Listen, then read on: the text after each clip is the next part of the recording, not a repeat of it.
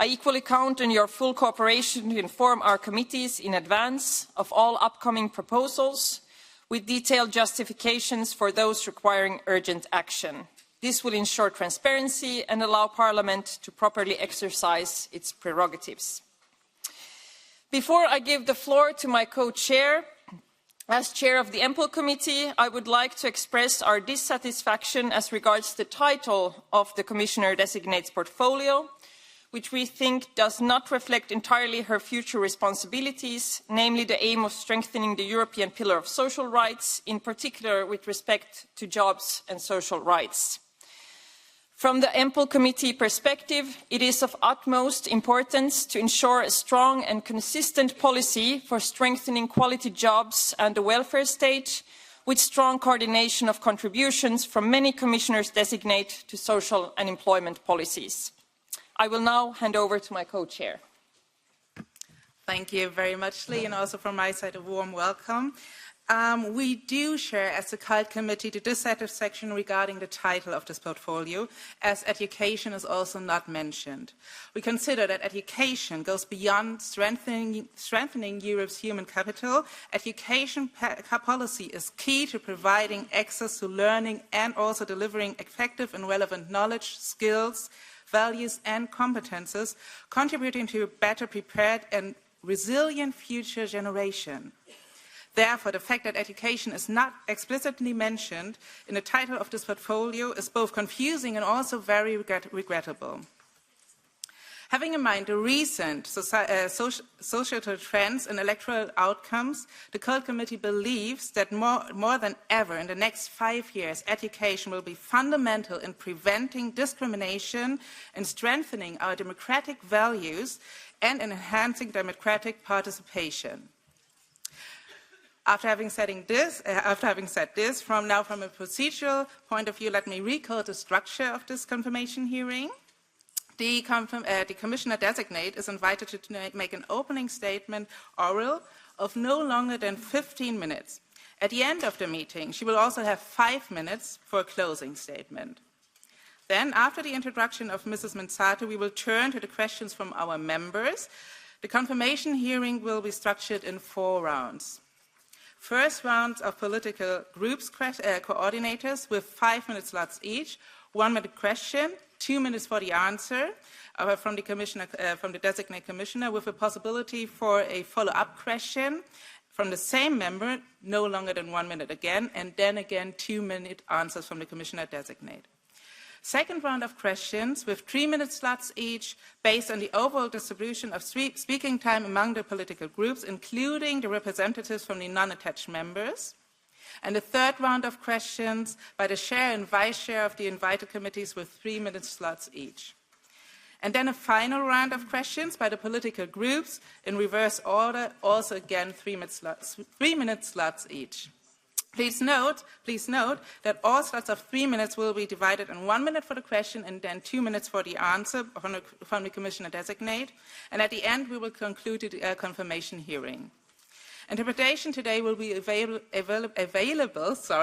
in 23 languages. And I would like to make clear that we will need to be very, very strict with the time, because if we run late, some members will not be able to take the floor. 10 to 15 seconds before the time lapse, the star will appear and we will ask the speakers to conclude. And as a last result, and people having been in my previous hearing know that I'm very strict on it, we will actually mute you. This is not because I'm unkind, it's just like the last resort. And I really beg you to really stick to this 1 minute.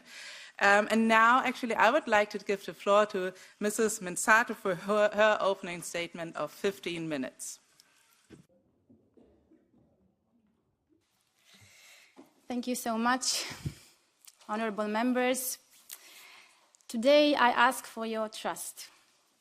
Trust that in these next 5 years, I, as Executive Vice President for People, Skills and Preparedness, will be able to guide our strong social Europe, to guide the overall work of a strong social Europe by empowering all generations, by making our citizens more resilient in society, in democracies, and in the labor market.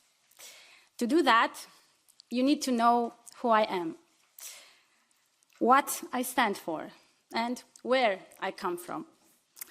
First then, where I come from. I come from Brașov.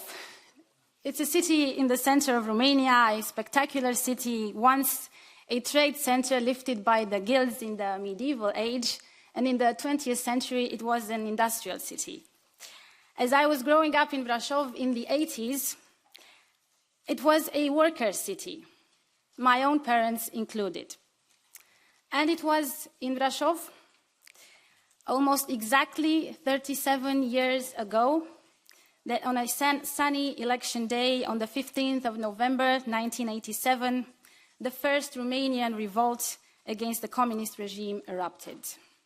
Many workers then took to the streets because of hunger, because of in-work poverty.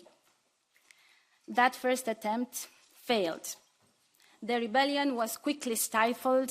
Some of them were tortured and imprisoned. But it was the beginning of the end.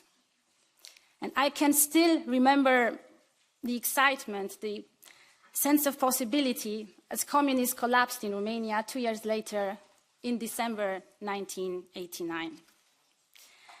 Then Romanians embraced democracy, European values, with each individual story, with each aspiration. And for someone recently asked me to name some famous writers or some famous fighters from whom I draw inspiration from, I will tell you, no writer, no fighter. I draw inspiration from ordinary people, from those that are around us, from their wisdom, their resilience, their suffering, their hopes, and their dreams. It's the people that we meet every day in our lives. And that, if you confirm my appointment, will be the starting point of my work. The citizens of Europe have gone through many uncertainty in the last 5 years. COVID first, then the war at our borders, then companies relocating, energy prices going through the roof, and the inflation fueling poverty. And year after year, our regions face new climate-driven disasters. And we have all seen the unfortunate events that recently happened in Spain. The bottom line is that Europe is an athlete in a very complex competition, one that needs to step up on its preparation, on its training, on building its stamina, so that it can both empower and protect its people from young age to old age. It is a time when security and open strategic autonomy matter more than ever. But it is also a time when guiding principles of the European project also matter more than ever. Democracy, through rights and values respected. Freedom, through opportunities and choices. Safety, and as well, and most importantly, the European social model, the jewel of our project, that continuous promise of a better today and tomorrow together in a united, strong Europe. Europeans and all sectors of our societies have worked together, showed resilience, and done their bit so far. But we have even higher expectations of what still needs to be done in the future to improve everyday lives at work, at home, in our surrounding natural environment, in society, not just for us, but for the future generations. That is why, first and foremost, I want to start by listening to people in each and one of our member states. Because everything in my mandate is about their needs and especially their engagement. So as soon as I take office, I launch an EU-wide social policy dialogue on Europe in action for the people. To ensure that work and well-being remain in sync, we should reflect not only on the skills needed for the future, but also on how people's expectations about work and work-life balance are shifting and which interventions can contribute towards fairer and more sustainable working conditions. I'll be present on the ground in the first year of my mandate, engaging with all relevant stakeholders, social partners, governments, national parliaments, the citizens, the youth organizations. I want to be present and I will listen. I want to launch an inclusive debate, a democratic engagement on the future of our well-being, of our work, and of our skills. And jointly, this is how we will fuel one of my key commitments as entrusted in the mission letter for 2025, a new action pillar, a new action plan for the European Pillar of Social Rights, thus reinforcing social protection and activating policies to underpin well-functioning labour markets and social welfare systems. Honourable members, my intention is to structure my mandate on 3 pillars equally important. It's not the order, they are all equally strong and important. The first pillar is preparedness, but in a wider sense, individual and societal preparedness. Mulți dintre noi au trecut prin mai multe schimbări în viețile noastre recente decât am fi putut anticipa vreodată. Europenii vor experimenta și mai multe schimbări în următorii ani. De aceea trebuie să construim o cultură a pregătirii pentru viitor, pentru a face față cu brio tuturor schimbărilor, tuturor potențialelor riscuri. Care sunt vitaminele noastre esențiale pentru a fi pregătiți? Educația, competențele. Pregătirea începe cu școala obligatorie, dar depinde de învățare pe tot parcursul vieții. Rutină pe care noi, adulții, trebuie să ne asumăm de asemenea. În acest domeniu sunt convinsă că spațiul european al educației poate aduce cu adevărat valoare adăugată. Obiectivul? O educație de calitate și formare profesională pentru toți, cu acces echitabil pe întreg teritoriul Uniunii Europene, în fiecare școală, în fiecare universitate, în fiecare comunitate, dincolo de granițe, motivând cadrele noastre didactice, construind pe baza a ceea ce știm deja că a funcționat. Cum este programul Erasmus? Erasmus Plus este un exemplu cheie despre ceea ce Europa face cel mai bine. Dar să nu ne păcălim singuri. Nu totul funcționează atât de bine. De exemplu, asistăm la o deteriorare a competențelor de bază ale tinerelor generații. Observăm un deficit alarmant al cadrelor didactice în majoritatea statelor membre. Avem deficiențe majore de competențe în domenii cheie, cum ar fi științele, tehnologia, ingineria și matematica, importante pentru competitivitatea noastră. Și mulți europeni nu au competențele digitale necesare. Because basic skills at a young age are the foundation to be able to reskill or upskill as an adult. This allows one to benefit from opportunities when the economy has to transform or has to adapt. I will also ensure that our labor force, such as our builders, our chefs, our nurses, our carers, our electricians, are highly trained and able to move freely in a market that recognizes their skills and qualifications. And for that reason, I will propose an initiative on skills portability. Skills portability, that means people and their skills can circulate freely and contribute to a stronger internal market to support European industries, European startups, European SMEs. In addition, I will look into a system that gives European recognition for vocational and educational training in a similar manner to what we are doing in the higher education initiatives. Now, I'm conscious as I speak that I'm outlining actions I'd be leading, because you need to be clear on where I'd lead in relation to people, skills, and preparedness. Of course, in my mandate, I will work very closely with the President, with all the members of the College, because cooperation is key for a strong social Europe. Naturally, I will work specifically close with my fellow commissioners if I am confirmed by you. Some of the achievements of this broad collaboration will draw on the Ninisto report. and the Commission will propose an EU Preparedness Union strategy. Now to a very important pillar. I will not call it the second. It's a key pillar. Quality jobs. In meeting many of you, I have heard your deep concerns. The need to ensure a fair transition, so that our union's competitiveness goes hand in hand with the rights and protections of our workers. A deep concern for quality jobs. A quality job provides decent wages and fair working conditions. A quality job offers the same rights, whether offline or online, whether nationals posted or third country nationals, regardless of the type of contract. A quality job empowers learning and growing and training. And a quality job is based on strong social dialogue and effective collective bargaining. Collaborating with the social partners to create a strong and protective framework for workers, starting with the quality job roadmap, will be a priority for the first months of my mandate. At the same time, I will make our social acquis, I will make sure that our social acquis is implemented, starting with the minimum wage directive.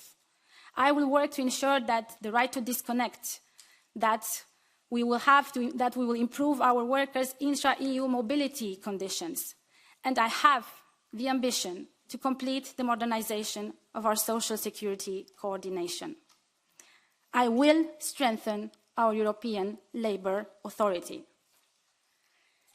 So, preparedness, quality jobs, first two pillars, if you confirm me in this role. Français. Le troisième élément d'importance égale est la justice sociale. Je travaillerai pour aider tous ceux qui en ont le plus besoin. Tous. Peu importe leur âge, leur genre, leur religion ou l'endroit où ils vivent. Voici quelques faits notables concernant la situation sociale de notre Union. Un quart de nos enfants européens est à la limite de l'extrême pauvreté. Un quart d'entre eux. Notre Union compte 100 millions de personnes en situation de handicap, parmi lesquelles un grand nombre souhaiterait travailler, mais ne le peut pas. Nous avons presque 1 million de sans-abri. Et je vous l'ai dit, nous pouvons éradiquer le sans-abrisme en Europe. En outre, aussi incroyable que cela puisse sembler en 2024, nous avons encore des femmes, à savoir la moitié de notre société, qui se battent pour obtenir l'égalité femmes-hommes. L'égalité femmes-hommes sera au cœur de mon action, elle sera présente dans l'ensemble de mes efforts. Ce sont autant de défis que cette commission relèvera avec toute la détermination et l'efficacité nécessaires. Concrètement, et pour ne citer que quelques des outils que j'utiliserai, je renforcerai la garantie européenne pour l'enfance. Et je m'assurerai que tout le premier plan européen pour le logement abordable inclura des solutions solides et durables pour les plus vulnérables. À l'aide d'une stratégie européenne ambitieuse de lutte contre la pauvreté, nous nous attaquerons aux causes profondes de la pauvreté, depuis le contexte social, l'âge, le sexe, la situation géographique, jusqu'aux symptômes comme le cas des travailleurs pauvres, la pauvreté énergétique, la précarité liée au transport, ou encore le manque d'accès aux services de base ou au logement. We must improve long-term care to respond better to increasing needs in Europe and enhance people's dignity to live independently and safely. We must improve as well the working conditions, the training, the recognition of carers, so more informal caregivers can access or return to our labour markets. We must provide more quality, affordable childcare, so parents who want to can return to full-time work. The fundamental priority is that we invest in children, and supporting children is crucial for their integration in the educational system and for their mental health, which is important for all ages. Childcare is an investment in our families, in our economies, and in our societies, all in all.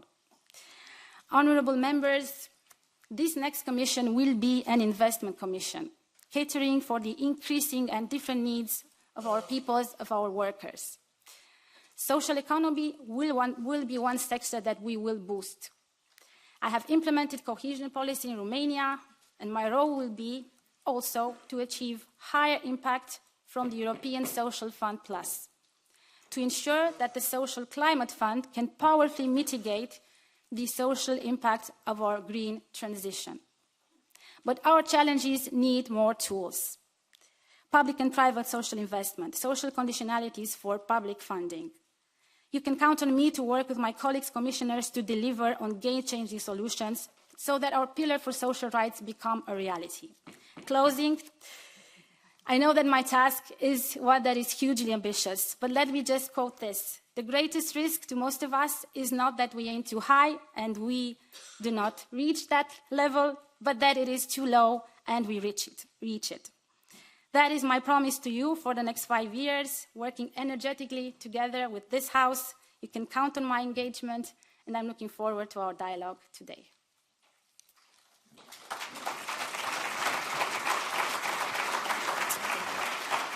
Thank you very much. So we now start the first round of questions. You all remember the time rules, and you remember we will be strict with them. And we give the floor now to the coordinators, starting with EPP and Mr. Dennis Radke. Yeah, thank you very much. I'm going to speak in German. Ja, liebe Roxana, herzlich willkommen hier in unserer Runde und vielen Dank für deinen umfangreichen Überblick. Ich möchte trotzdem gerne in 2 Punkte ein bisschen tiefer einsteigen. Das eine ist die Frage der Arbeitsmobilität, die du ja auch angesprochen hast. Ich denke, eine Schlüsselfrage, gerade mit Blick auf ökonomisches Wachstum und die Frage von Wettbewerbsfähigkeit. Du hast ja die Richtlinie 883 angesprochen. Was sind deine konkreten Planungen, um Arbeitskräftemobilität, gerade grenzüberschreitendes Arbeiten zu stärken? Und im zweiten Punkt, Zukunft der European Labour Authority. Wir haben hier als Parlament im Januar eine Stellungnahme abgegeben, wie wir uns eine Weiterentwicklung des Mandates vorstellen, gerade auch mit Blick auf Initiativrecht der ELA, gerade auch mit Blick auf Angehörige von Drittstaaten. Wäre gut, wenn du dazu aus deiner Sicht noch was sagen könntest. Dankeschön. Yes, thank you, Mr. Radke. Mobility, I think, is at the heart of the Quality Jobs project and at the heart of our competitiveness drive as well. So that is why I will have it on my desk from day one in terms of working with you to complete 7.5 years' work on the 883 regulation modification. I think in this aspect, there's been already so much that has been gained. Obviously, so many complex topics still remain on the table. What has been gained is really, really important for our mobile workers. And I really think that we have a new parliament, a new commission, a new drive, and obviously we'll have also a new presidency in the first half of the next year. And my plan is to give it a go. I want us to work on 883. I want us together to do our best to deliver on the modification that has been under debate for so many years. I want us to use the gains that have been obtained for our workers, and I want us to find the solution for what has remained on the table in terms of unemployment benefits and all the other technical aspects that are the prior notification that are important. So obviously, this is a work that I will do with you and with the Council, but for our Europe, it is clear that more and more our mobile workers are relevant, are important, and their rights and their protection needs to be ensured. And this is important, but obviously taking up on the fact that the Parliament, this House, has also requested the strengthening of the mandate of ELA. I will support the strengthening of a mandate once I see the evaluation, which is now performed by my services. My interest is that we tackle all mobile workers, third country nationals as well. Yes. Thank you. Mr. Radke. Ja, vielen Dank. Ich denke, das war klar bei der ELA, aber nochmal zu der Frage Arbeitsmobilität und wie machen wir weiter bei der 883. Die Frage ist, wollen wir in einer Ratspräsidentschaft nach der anderen die Möglichkeit geben, dieses Thema doch nochmal zu lösen? oder kommen wir irgendwann zu der Idee, die Kommission muss doch noch mal einen neuen Aufschlag machen? Weil wir haben sowohl aus Beschäftigtensicht als auch aus Arbeitgebersicht einfach Themen, die geklärt werden müssen. Stichwort auch A1-Bescheinigung. Da müssen wir endlich zu Fortschritten kommen. Und vielleicht in diesem Zusammenhang wäre die Einführung der European Social Security Pass, wäre das für dich sozusagen eine Option B, dieses Problem zu lösen? Exactly. Thank you for the follow-up. The S-Pass is the next level of protection for our workers. Currently, this is a digital solution that is piloted through two projects that are financed through Digital Europe through the involvement of certain member states. We will look at the way that they are piloting on the A1 portable form document and on the European health card. We will look at the end of 2025 at the results of the pilots, and obviously we have to take into consideration what some member states already have in place in terms of systems that do work for them. So this is not an easy answer that the S-Pass can be delivered just as a consequence of what we are piloting with EU intervention, but using this kind of input, the input from the S-Pass pilot project, the expertise, the best practices from member states, we will go forward. Thank you. Then Keulemans, SND. Chère vice-présidente exécutive désignée, chers membres de notre commission emploi, chère Roxana, le portefeuille pour lequel vous êtes désignée n'est pas seulement important pour notre groupe politique, mais aussi et surtout pour les travailleurs, les travailleuses, les citoyens et les citoyennes européens pour qui nous avons la responsabilité d'aller vers une Europe plus juste et plus sociale. Or, un des défis majeurs auxquels nous devons répondre est l'impact de la digitalisation et de l'intelligence artificielle, dont les conséquences se font déjà ressentir fortement aujourd'hui, mais davantage encore demain, que ce soit sur le volume d'emploi, que ce soit sur les besoins de formation, que ce soit sur la qualité de l'emploi, sur les conditions de travail, sur la conciliation vie privée, vie professionnelle ou sur la protection des données privées. D'où ma question. Afin d'accompagner cette transition numérique, vous engagez-vous à des propositions législatives comme une directive relative à l'intelligence artificielle sur le lieu de travail, une directive sur le droit à la déconnexion ou une sur l'encadrement du télétravail, et ce, avec une approche spécifique d'égalité femmes-hommes et de respect de la concertation sociale.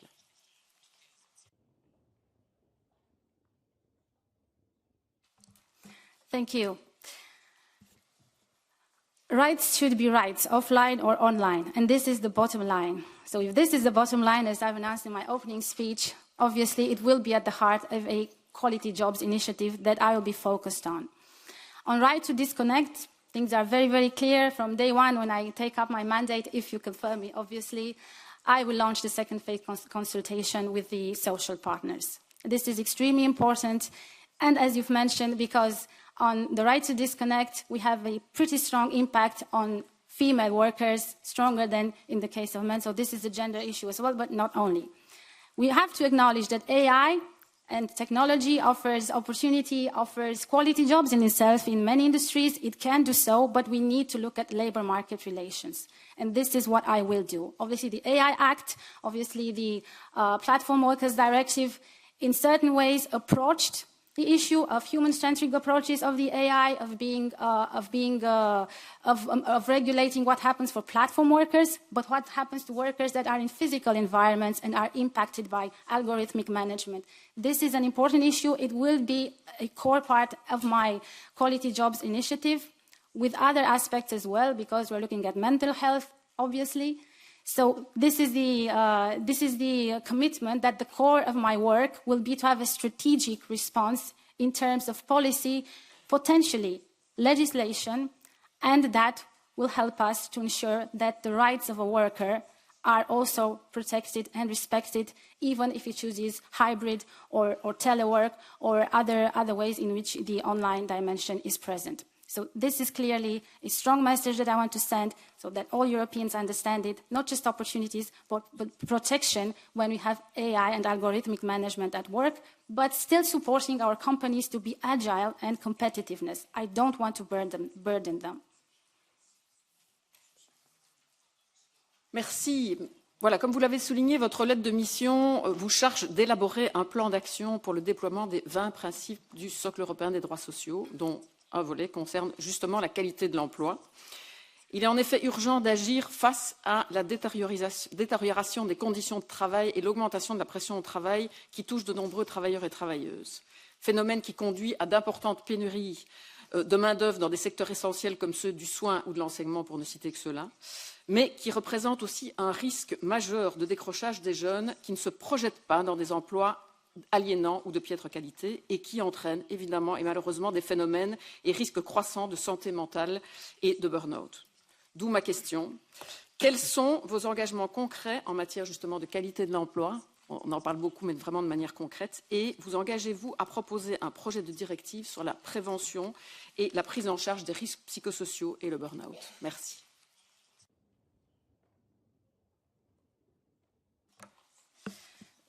I would want to first have us all look at the impact of the current legislation. This is important because you have certain directives that are in place and we need to understand, do they cover psychosocial risk? Do they cover stress, anxiety? Do they protect our workers? Are they adapted to our current challenges? And then be strategic and be looking at quality intervention in terms of delivering policy and legislation. But obviously, this is also part of the Quality Jobs initiative that I want to support and that together with social partners, we want to define. So bottom line, this is also a very important aspect that we need to have mental health of workers protected. This is seen in the statistics and this is seen in the health reports, but we need to do it strategically inside a very impactful type of legislative or non-legislative intervention. Thank you. Didier, Patriots. Oui, merci Madame la Présidente, Madame la candidate Mînzatu. Il y a quelques semaines, dans ses lignes directrices pour les politiques sociales des États membres, la Commission a demandé que l'âge de départ à la retraite dans les pays membres soit augmenté. En France, Emmanuel Macron a par ailleurs très bien suivi cette ligne contre l'avis de la majorité du peuple français, n'hésitant pas à contourner le vote de l'Assemblée nationale pour cela. Confirmez-vous vouloir rester dans cette ligne politique? Si oui, que comptez-vous faire face au peuple qui s'y oppose? À ce titre, nous avons pu constater que la position politique qui se dessine chez les principaux soutiens de la construction européenne, notamment les membres de la coalition actuelle au Parlement, est d'exclure systématiquement de toute fonction au sein de l'institution ceux qui représentent une partie substantielle du peuple européen. Confirmez-vous que traiter une dizaine de millions d'Européens comme des sous-citoyens correspond à votre vision de la démocratie? Merci.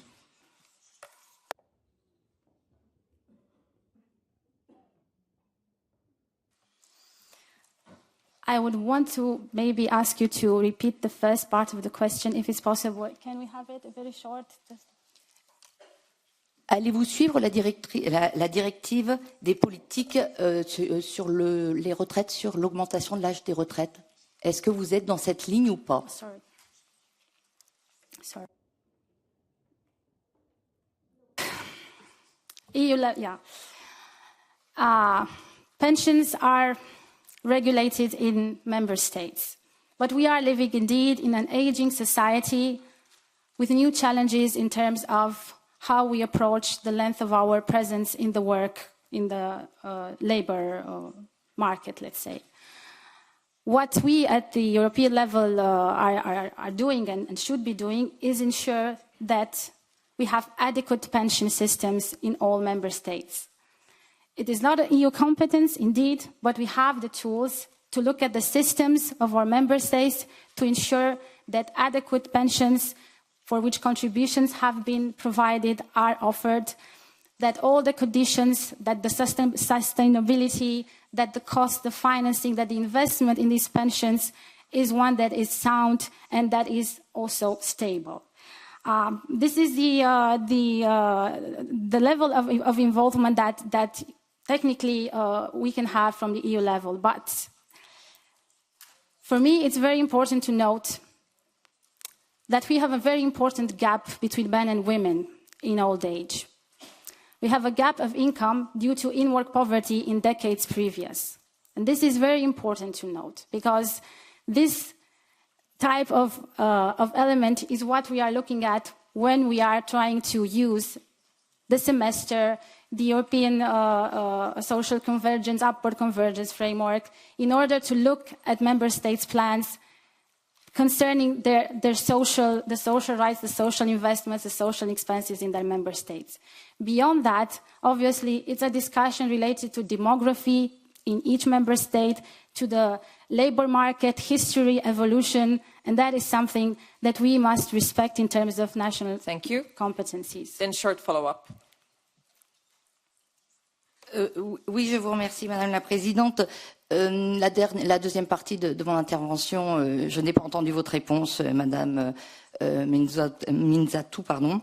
Donc, je voudrais quand même réitérer sur les problématiques de la démocratie. Je ne vous ai pas entendu déplorer le fait que la troisième force politique du Parlement n'est pas une seule vice-présidence, n'est pas une seule présidence de commission, ce qui contrevient pourtant aux valeurs et principes fondamentaux de l'Union européenne. Êtes-vous contre ces principes et ces valeurs démocratiques? Si vous êtes contre ces principes, comment pouvez-vous sérieusement exercer votre rôle de défense des intérêts européens qui requiert à minima d'adhérer à ces valeurs fondamentales? Merci. I am all for European democratic values, supporting our shared values that unite us together in this common European project. And democracy also means the freedom to vote, the freedom of alliances, which emanate into structures that generate leadership positions in institutions and in democratic institutions. So obviously my support for democratic values is full, and I can only confirm that that will be seen throughout my work. Thank you. Then Gemma, ECR. Grazie, signora commissaria designata. Nelle sue risposte scritte ha ribadito come la prossima Commissione europea investirà molto sulle persone, confermando ad Erasmus Plus un ruolo cruciale per una transizione ottimale verso il mercato del lavoro. Prendiamo atto però che molti giovani europei devono rinunciarvi perché non possono sostenere i costi accessori. Le chiedo quali strumenti prevede di integrare per migliorare il supporto finanziario, sostenendo gli studenti attraverso una gestione oculata delle risorse europee. Se poi consideriamo i giovani con disabilità, allora le difficoltà nel ricoprire i costi legati alla loro condizione, all'accesso ai servizi essenziali, diventa davvero impossibile. E allora le chiedo, quali misure concrete prevede di integrare per rendere Erasmus Plus veramente equo ed inclusivo per tutti, anche in termini di supporto e accessibilità? Grazie. Grazie, honorable member. It was my first request for our services in the Commission when I've met them in preparing these hearings that Erasmus needs to become more inclusive. I was one of those potential Erasmus students who could not afford to take a scholarship because the resources were just not enough to take up on a mobility. Obviously, in recent years, Erasmus numbers have improved. Some 17% of the total beneficiaries now come from vulnerable backgrounds. My ambition is to go to at least 25%. I would want that at least 1 in 4 Erasmus beneficiaries come from vulnerable backgrounds and that we have the resources to support them. Obviously, my mission letter says that I will strengthen Erasmus, and I will strengthen Erasmus, first by making it more inclusive.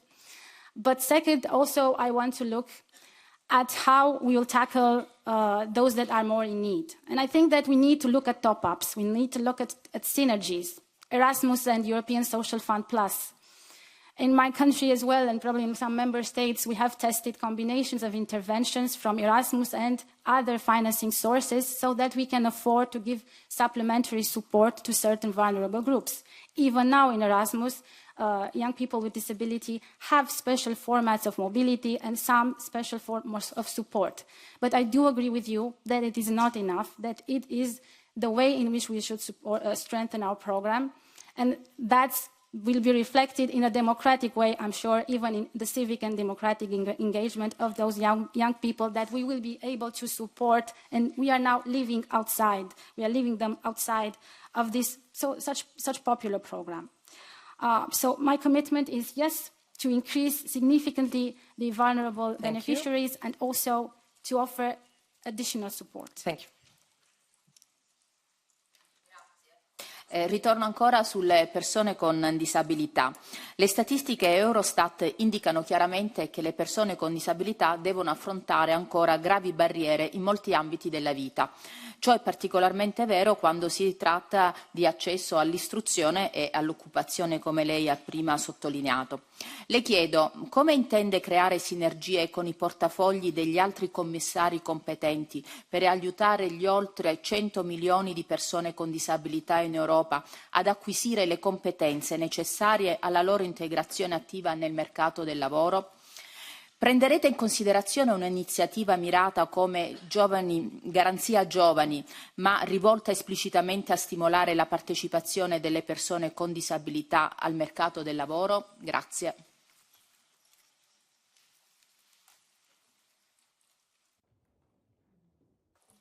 Thank you.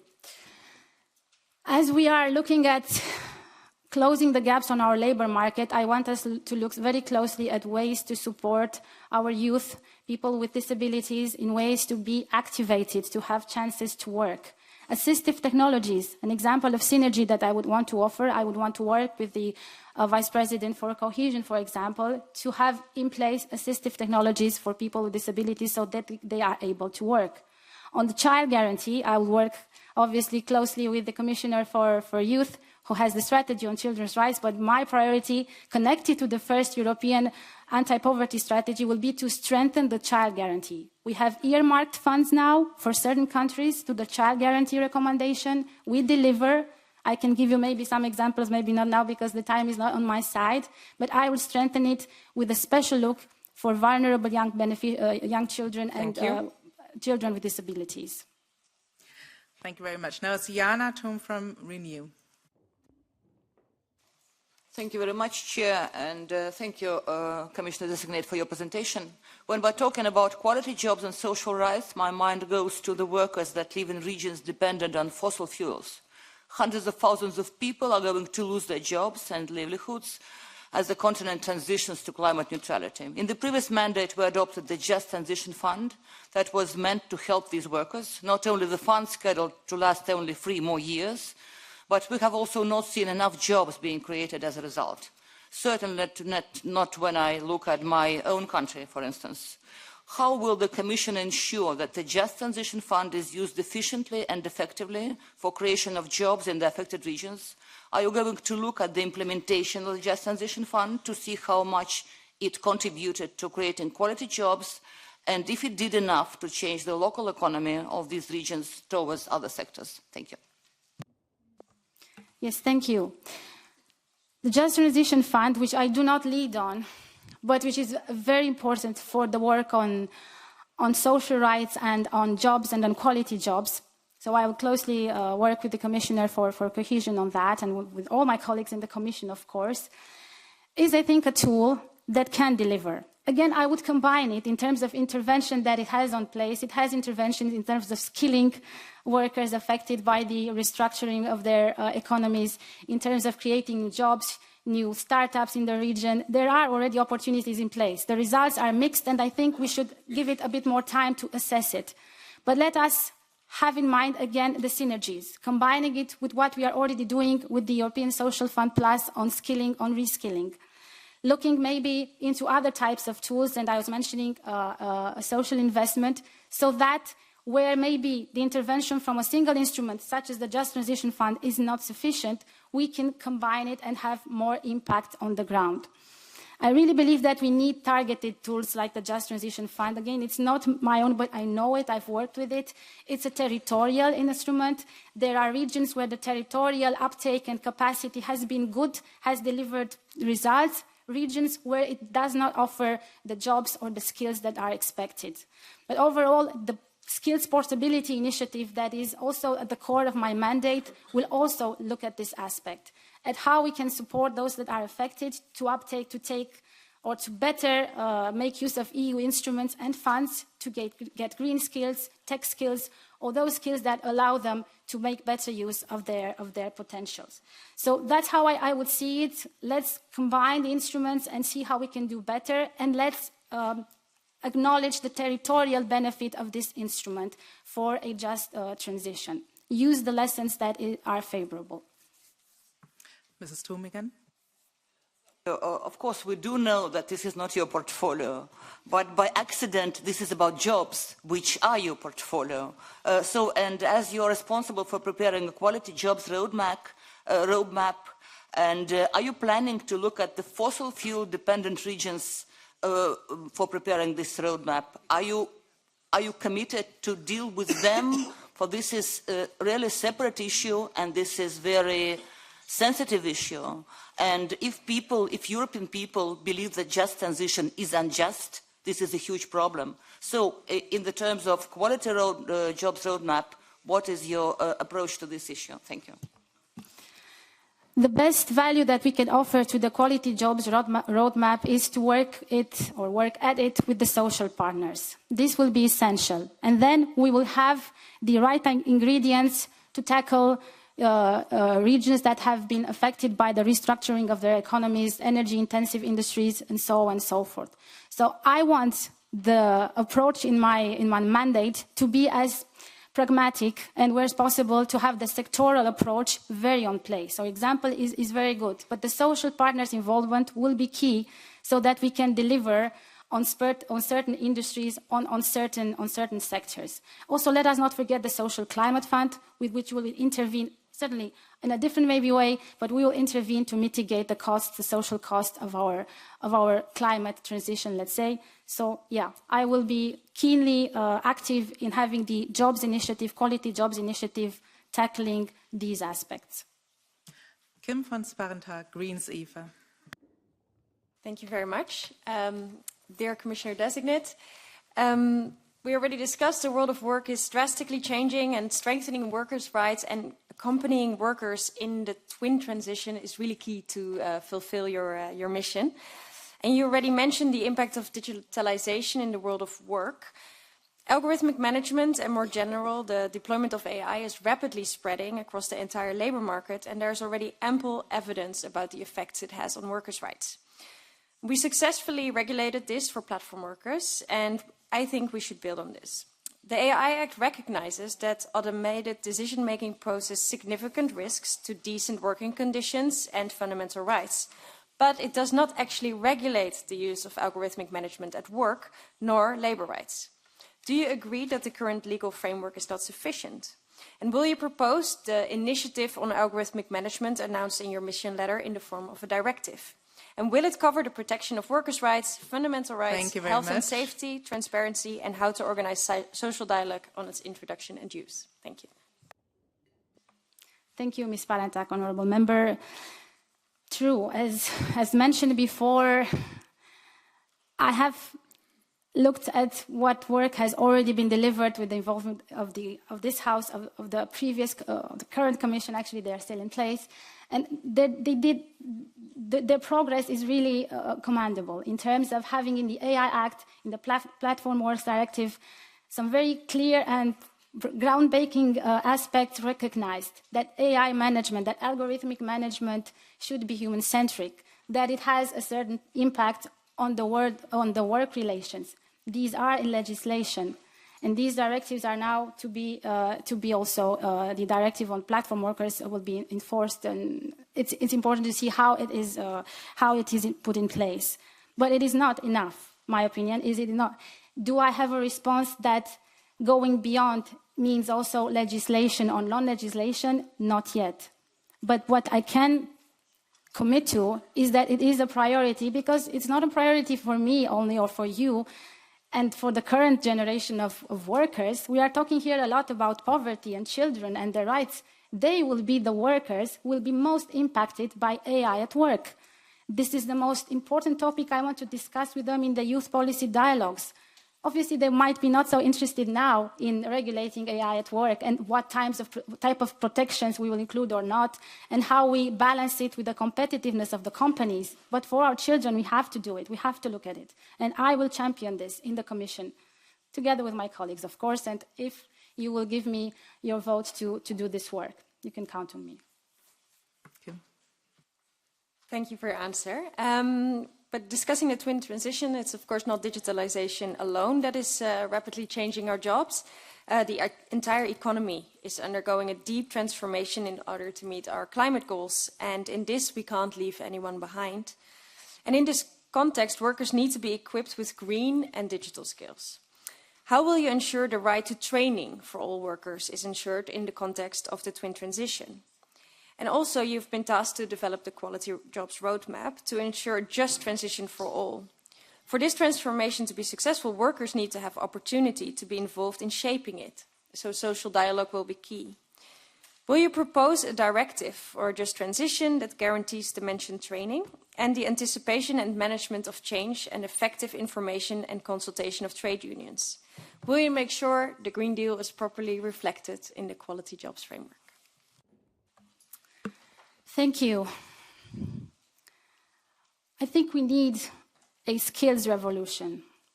It might not be a breaking news title, but it is a reality. The skills portability is one way to explain to our people that we need to step up on our ambition to have adults that are skilled and reskilled and protected against or helping them take advantage of these adaptations of the economies in which they work. So I do think we need to look into aspects such as who pays for the training, can the employee do it during his hours, his working hours, or outside of the working hours. So count on me to look at this specific approach in terms of respecting what is a social right, which is the right to train. So this is very, very important. And obviously, it will be part of the Quality Jobs Roadmap. In terms of anticipation and management of change, first, we're looking at the current situation of legislation, how the information and consultation of workers is going, and then looking at new approaches in terms of involving social partners in the management of change in companies. Leila Shaibi from the left. Merci, Madame la Présidente. Chère Madame Mînzatu, Madame la commissaire désignée aux personnes, aux compétences et à l'état de préparation, je vous avoue que cela fait 2 mois que je cherche là où le commissaire désigné en charge de l'emploi et des droits sociaux. Et je vous écoute depuis presque 1 heure maintenant et j'ai l'impression que nous avons trouvé la commissaire désignée, du moins à l'emploi et aux droits sociaux, mais je suis navrée que sur votre pupitre, en bas de votre micro, ne soit pas indiqué que vous êtes en charge de l'emploi et des droits sociaux. Et je voulais savoir, première question, si comme moi, vous aimeriez voir inscrit sur votre pupitre droits sociaux et emploi. La deuxième question concerne un sujet qui a été déjà abordé par 2 collègues, qui est celui de l'intelligence artificielle au travail et de la nécessité d'avoir une directive. Vous avez répondu en disant qu'il faudrait une initiative potentiellement législative. Vous ne savez pas encore quelle va être la réponse, si elle va être législative. Pardonnez-moi, mais cela ne suffit pas. Notre modèle social et salarial, notre modèle social et salarial est basé sur l'encadrement des relations de travail. Alors quand le lien de subordination est exercé par un algorithme, il nous faut de la législation. Je voulais savoir si vous, personnellement, vous engagez au sein du Collège des commissaires à pousser, non pas pour défendre un constat, mais pour... Ms. Mînzatu, the floor is yours. Thank you. I would want my work to speak for itself, as my speech has shown where my priorities are, and you have understood how important social rights and jobs are for me. Not the one who obviously can select the title, but I would be gladly open to any change that would happen. For me, it's about the core of the work, and the core of the work is in the pillar of social rights, and that's what has to be reflected in what I deliver. So that's an honest answer concerning the title. On AI at work, I understand. I think you're the third member of parliament who is today mentioning this important topic. And this for me is important. Hearing you, listening to you, working together with you, as it has happened in the past, will be key for me, because that shows me what the priorities are. Clearly, it's a top priority, and clearly we will have to look at all potential avenues to ensure that our workers' rights online are protected for our future generations of workers more than for ourselves even. So you can count on me, as I've mentioned, and I thank you for putting up this topic again. Mrs. Shaibi, follow up. Merci. Ma troisième question, en réalité, concerne la directive sur les marchés publics qui sera révisée durant ce mandat. Actuellement, ce sont 2500 milliards d'euros d'argent public qui servent à rémunérer des marchés publics réalisés par des entreprises sans qu'il n'y ait aucun contrôle, aucune conditionnalité en ce qui concerne le respect du droit du travail. Alors, la directive actuelle encourage la moins-disance sociale et environnementale, étant donné que le principal critère d'attribution des marchés publics, c'est le critère prix, et le prix le plus bas. Il faut intégrer dans les règles de marché public un critère social obligatoire, et je vous pose une question simple, je voudrais une réponse simple. Est-ce que vous vous engagez à ce que la révision de la directive sur les marchés publics intègre des critères sociaux obligatoires dans l'attribution de ces marchés publics? Est-ce que vous prévoyez une implication directe de vos services et de vous-même dans cette révision de la directive?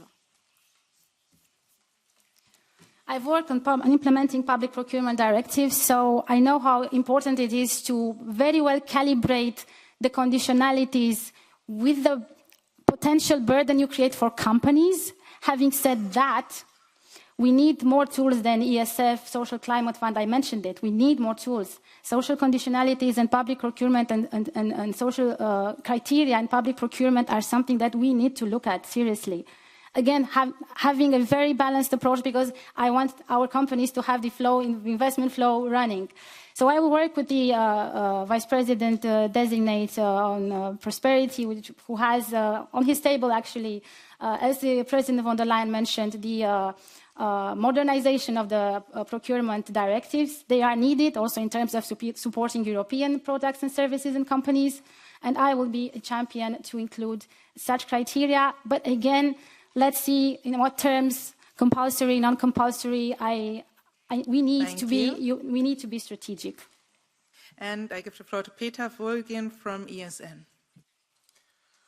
Госпожо Мînzatu, вие като социалист най-добре знаете, че каквито и социални политики да се предлагат на хората, те ще бъдат неефективни, ако се влошава общото икономическо състояние на страните в Европейския съюз. А то се влошава поради три фактора. Първо, високата цена на енергийните ресурси заради санкциите срещу Русия. Второ, самопринудата на Европейския съюз да осъществява преход към климатично неутрална икономика, което води до закриване на цели икономически отрасли. И трето, предстои поставяне на икономиките на държавите от ЕС на военна основа, както заявяват фигури като Шарл Мишел и Урсула фон дер Лайен. Фон дер Лайен каза, че Европейския съюз се нуждае от 500 милиарда евро инвестиции за отбрана през следващите 10 години и призова лидерите на държавите да мислят как ще бъдат осигурени тези средства. Ръководният елит в Брюксел директно заявява на обществеността, че предстоят огромни разходи за отбрана и те ще се случат задължително, дори това да е за сметка за свиване на други бюджети по ресори, дори да е за сметка на обедняването на европейските граждани.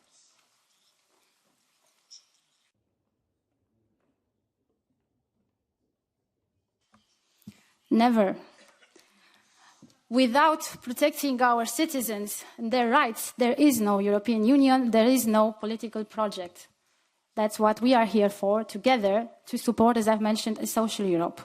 What we do have to do, and this is clearly a challenge for our generation of politicians, not just for a commission or the current parliament, is to look at how the next multi-annual financial framework should be built, at new types of tools, as I've mentioned here, looking at social investment, public, private, and new platforms to support our citizens. Yes, we will have the Social Climate Fund to support our citizens, our households, in face of energy poverty, in face of transport poverty, our companies. We have tools in place to support them, whose resources are insured, will be insured, but we need more. And this is the challenge, not to become less, but to be able to cater both for the security of our Europe and to the prosperity and the protections and the rights of our Europeans. One without the other are simply unimaginable.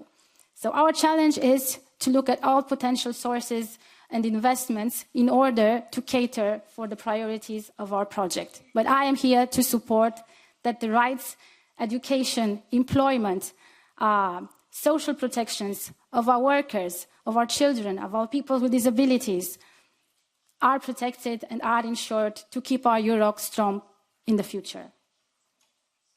Follow-up question?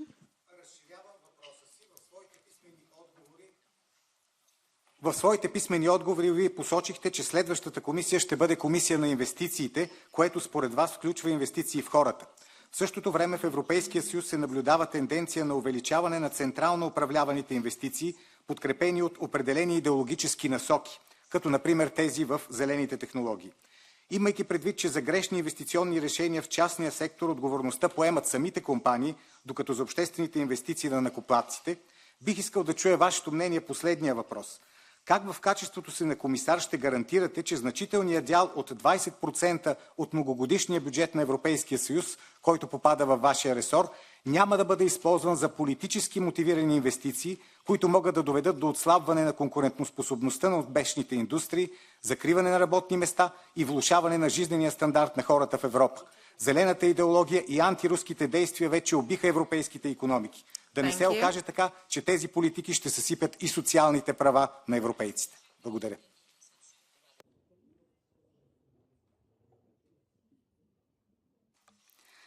Thank you. I do not think, for example, China or the United States, who are investing huge amounts of money in their green technologies, would call it ideological. It is a state of the, or is a fact of reality that we need our technologies, our economies to pollute less in order to protect our planet, our lives, the future of our generations. So this is clear what we need to understand, that the values that we share together are the values of a Europe that is going to survive, first of all, and contributing to a green economy is essential. So the important aspect here that we have to look at is that we are also competitive on the global market, and Europe has really the chance to be, or is a leader in many green technologies. It is economically smart, not ideologically, let's say, debatable, to have Europe invest in this sector. Thank you very much. And now we will go to the second round of questions. 1 minute for the questions and 2 minutes for the answers. And I will start by giving the floor to Mr. Zdrojewski from the EPP. Bardzo dziękuję. Nie ma na tej sali, zaczynając od prezydium, po wszystkich członków, którzy by uznali, że edukacja jest tematem trzeciorzędnym. Niestety edukacja nie znalazła się w pani nazwie portfolio. Czy pani wyraziła stosunek swój do tego faktu? Chcę zapytać też o Erasmusa. Erasmus składa się z bardzo wielu elementów: szkolnictwo wyższe, szkolnictwo zawodowe, uczenie się przez całe życie. Czy pani ma zamiar zmienić proporcje, jeżeli chodzi o te zadania, rozszerzyć czy zawęzić? Także jeżeli chodzi o finanse. Wiadomo, że dominuje szkolnictwo wyższe 34%, na drugim miejscu jest szkolnictwo zawodowe, zaledwie 2% jest na wychowanie fizyczne, sport. Czy ma pani plan zmiany w tej materii jakichkolwiek proporcji? I ostatnia rzecz. Erasmus Plus to jest taki program, z którego jesteśmy wszyscy dumni. Jest on najważniejszy. Czy chce pani jeszcze do tego programu coś dodać, go uzupełnić, wzbogacić, czy wręcz odwrotnie zredukować? Dziękuję bardzo. Reduce it, never. I will make it stronger. And not only in terms of the mission letter. I've mentioned that I wanted to make it more accessible for the vulnerable categories. But more than that, I wanted to finance more of what the future of our Europe needs. For example, right now, it finances the European universities, the European University Alliances, which for me are the blueprint of the future, a way to offer a way to stop brain drain in a way and to offer a future to our students in multi-campus universities. And Erasmus Plus does that, access to tremendous resources in one complex alliance. So I want Erasmus to do that for schools as well. So it's important to say, first of all, not how much money, but what do we want to do with Erasmus in the next generation of financing? What are our ambitions? And then we will find the money, and I promise you that we will. Yes, we're looking at the current figures. This is one discussion. First, I do higher education, second, vocational. If I say vocational will be priority, I upset universities and the other way around. So that's not the idea. It's the type of vision that we deliver. And one part of my vision is that I want to strengthen the vocational educational training. This is essential for what we're discussing here, skills portability, ensuring closing the labor gap on our markets, one of the solutions. And I will want to work, as I've mentioned in my opening speech, in a similar way in which we worked on the higher education level to support the blueprint for future European degrees in VET. Their recognition on the market should be emphasized, let's say. But yes, I want to make Erasmus stronger, and we will make it stronger in terms of what we want to deliver through it. And together, I think we will work on the next, let's say, phase of the program, and it will be financially sound in the next MFF. I can promise you that. Mrs. Bischoff, S&D. Dear Commissioner-designate, dear Roxana, I mean, you heard it, a lot of workers in Europe have strong concerns about their future amidst all these transitions. And even the word transition triggers with many workers already rejections. And this is why, if we want to change it, we really need to have tangible results here. Our policies need to empower workers to feel optimistic about their future. And to achieve this also, the workers need to be involved in changes. This Parliament came up with a proposal in 2021 for a directive on just transition, strengthening democracy at work, and also anticipation of change. In your Quality Jobs initiative, this package, will this play a role here? Will you take this up to make sure that we can have and develop policies that will come up with concrete solutions to address this? Thank you very much. Thank you very much, dear Gabi. Indeed, you are right. If you want to have on board our workers, our populations during this transitions, changes that our industries are going through, we need to empower them. So I totally agree that beyond information and consultation, through the involvement of social partners, we need to have a stronger stance in terms of how we engage them, how they can anticipate what is happening to their companies, how they can be involved in the evolution of their companies. Obviously, together with what I've mentioned, also being able to skill them continuously so that they are strong and resilient and can take benefit of whatever changes happen. So yes, in my Quality Jobs initiative, I want this aspect to be very strong. Looking obviously at how the current legislation works is essential, but also looking at what more we could include in terms of anticipation and management of change. This will be a discussion also with the social partners in the Quality Jobs roadmap. And I hope that it is a deliverable that comes in common and joint discussions with the social partners. Key aspects will be there, and that I can announce you. Thank you. Then Estaras Ferragut from the EPP. Gracias, presidenta. Quisiera, en primer lugar, referirme a los acontecimientos desgraciadísimos que han sucedido en Valencia y en otras regiones de España por la tormenta que ha supuesto más de 222 víctimas en este momento y múltiples desaparecidos. Las zonas afectadas por la DANA suponen 1/3 de pérdida del Producto Interior Bruto de España y el 25% de pérdida de empleo de toda la provincia de Valencia. Por eso le solicitaría ya la necesidad de que apoye en el empleo y en sus competencias la reconstrucción con la ayuda de Europa, aunque el Gobierno de España no lo pida o lo pida de manera tardía. En cuanto a la digitalización y la inteligencia artificial, necesitaría el compromiso de cómo asegurar el equilibrio entre la necesaria supervisión humana y el desarrollo de la inteligencia artificial por todos los beneficios que puede traer y cómo podremos aumentar las capacidades digitales de la población activa europea para conseguir la inclusividad. Muchas gracias. What was the question? So I understood was there a question, or you mentioned, was there a question? Because ¿Me pregunta la pregunta? Sí, la pregunta. Sí, son tres. La ayuda para el Gobierno de España para la pérdida de empleo y todo el tema de la digitalización e inteligencia artificial y cómo podemos conseguir la digitalización para todos los colectivos para que no haya una discriminación, por ejemplo, en el sector de la discapacidad. Gracias. I tried to listen in Spanish and then I shouldn't do it. I should listen just English. Yeah, sorry.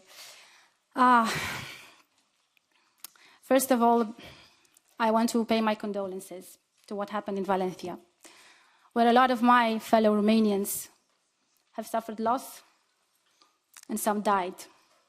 And natural disasters do that more and more.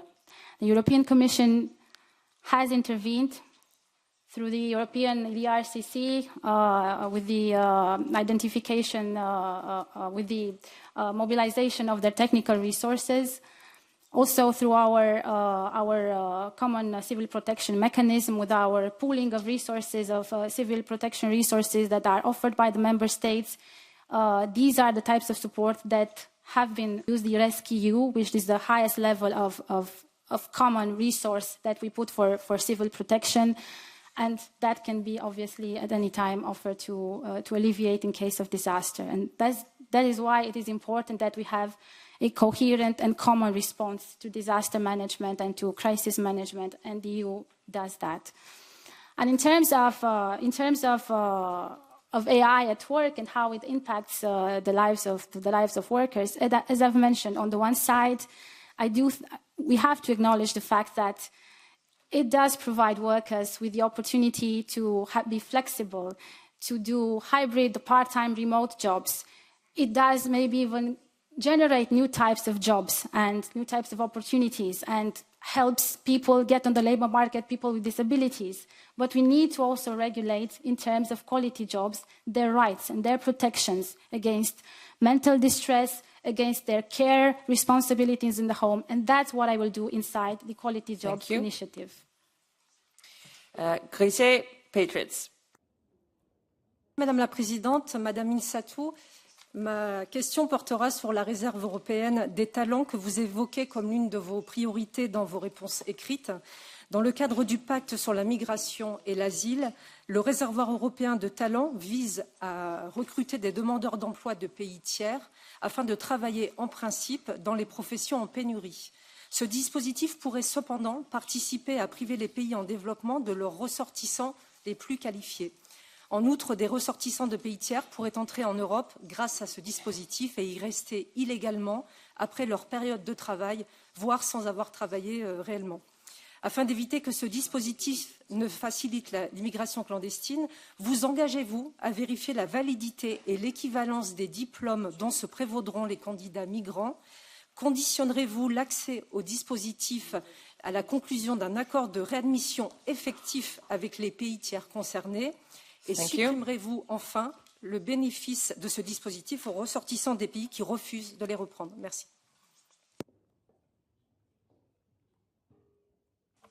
Yes, thank you. Well, the EU talent pool is exactly the type of mechanism that we want to set up so that we manage in a beneficial way the workers that are coming from third countries, and they are already coming. And they are coming and working sometimes in poor conditions and sometimes are exploited, sometimes become homeless, and so on and so forth. And it is a mechanism through which we can also look at the employers, what they offer, what the conditions are. So this is a safety first, let's say, approach to matching the demand and the supply. Those that are requesting jobs, and Europe needs jobs, and we look at the care industry, at how many more carers we need, and those that are the constructions, and those that are coming and requesting jobs in Europe. So I think that the EU talent pool is the way into which Europe can really make sure that those third country nationals who arrive have their rights protected.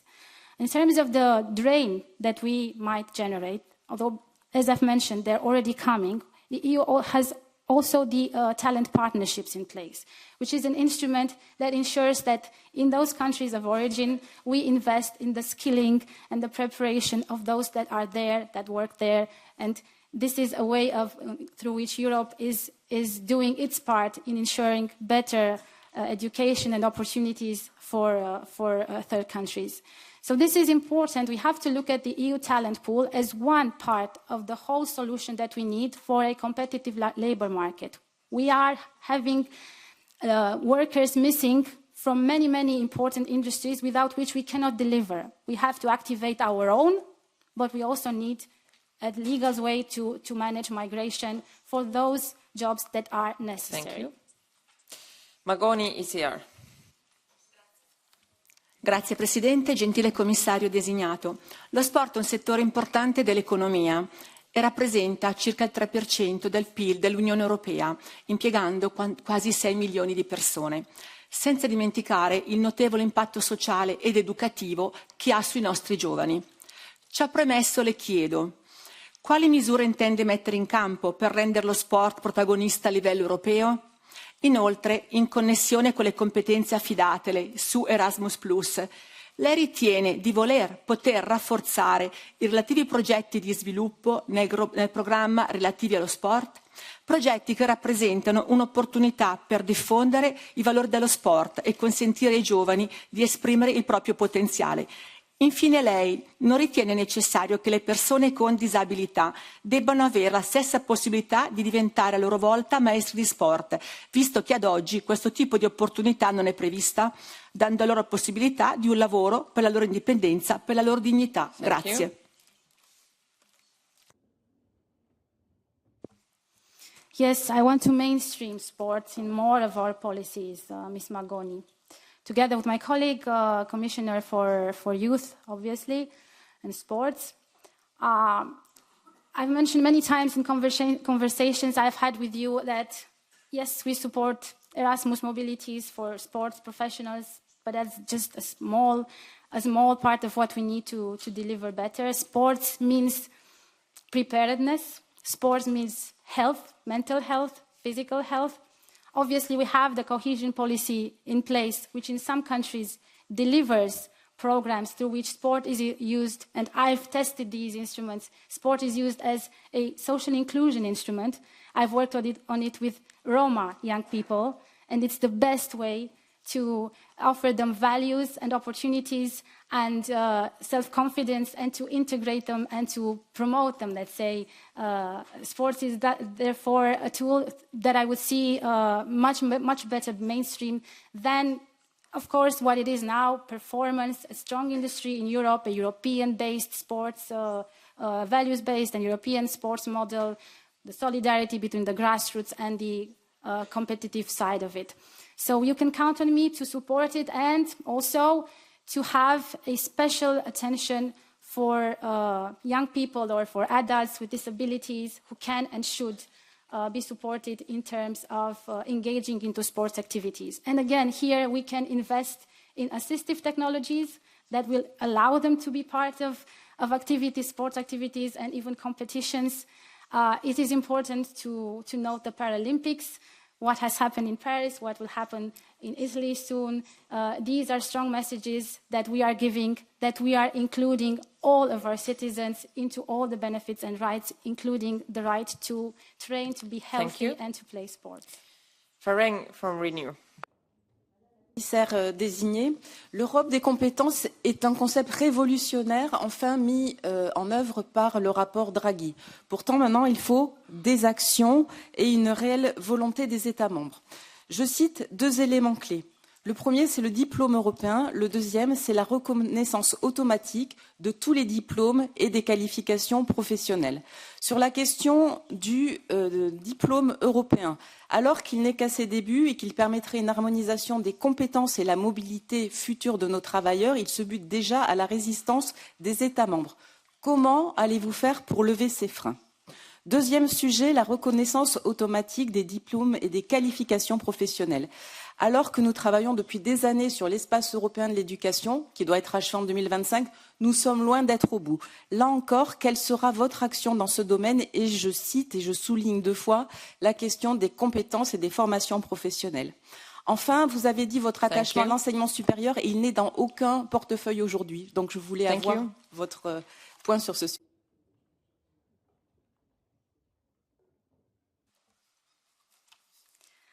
Thank you. I believe in the European universities and obviously an European degree. I know that we are talking also about, academic autonomy and academic, the autonomy of universities, the different positions of member states in terms of moving a bit more ambitiously forward with university alliances, with the European degree, and even with the recognition, automatic recognition of diplomas. But inside the union of skills concepts and inside the European education area, I think that's what we must do. We must be more ambitious. It's a question also of political will from the member states, not just of initiative, but I will put on the table the work that is necessary to be more ambitious in terms of automatic recognition and European degrees. So what we are doing right now and what we should be doing in the future is to first ensure that European university alliances have the chance to obtain a legal status, then to explore all the potential options that could be accepted by member states in terms of European degree, because there are options on the table. Some are softer, some are degrees per se, some include the European label. Let's look at all these options, because the idea is to offer the students the acknowledgement that they have received a program that is multi-campus, multi-research, multi-university, and maybe they even return home, then they have the right to stay. And in terms of automatic recognition, on which we have a council recommendation from 2018, I even looked at the member states and how they are doing in terms of quality assurance, in terms of putting forward the system that allows for mutual recognition. Obviously, there are still a few countries in red, and my intention is to work with each member state one-on-one bilaterally to gain their support, to gain their engagement and their commitment, so that we get through with these very important elements of the Union of Skills. So my work with the member states will be key on aspects like that in order to deliver on a true European dimension of education. Firea, S&D. Thank you, Chair. Madam Commissioner Designate, I would like to ask you about young Europeans as well. 1 in 6 people in the European Union is young. For them, the European institutions have set up programs in the field of education, social and health, IT and digitalization for mobility and transport, equal opportunities. How can we make sure that all young Europeans from the cities and from rural areas, from richer countries or from countries with slower progress can access the programs, including for increasing the birth rate? Thank you very much.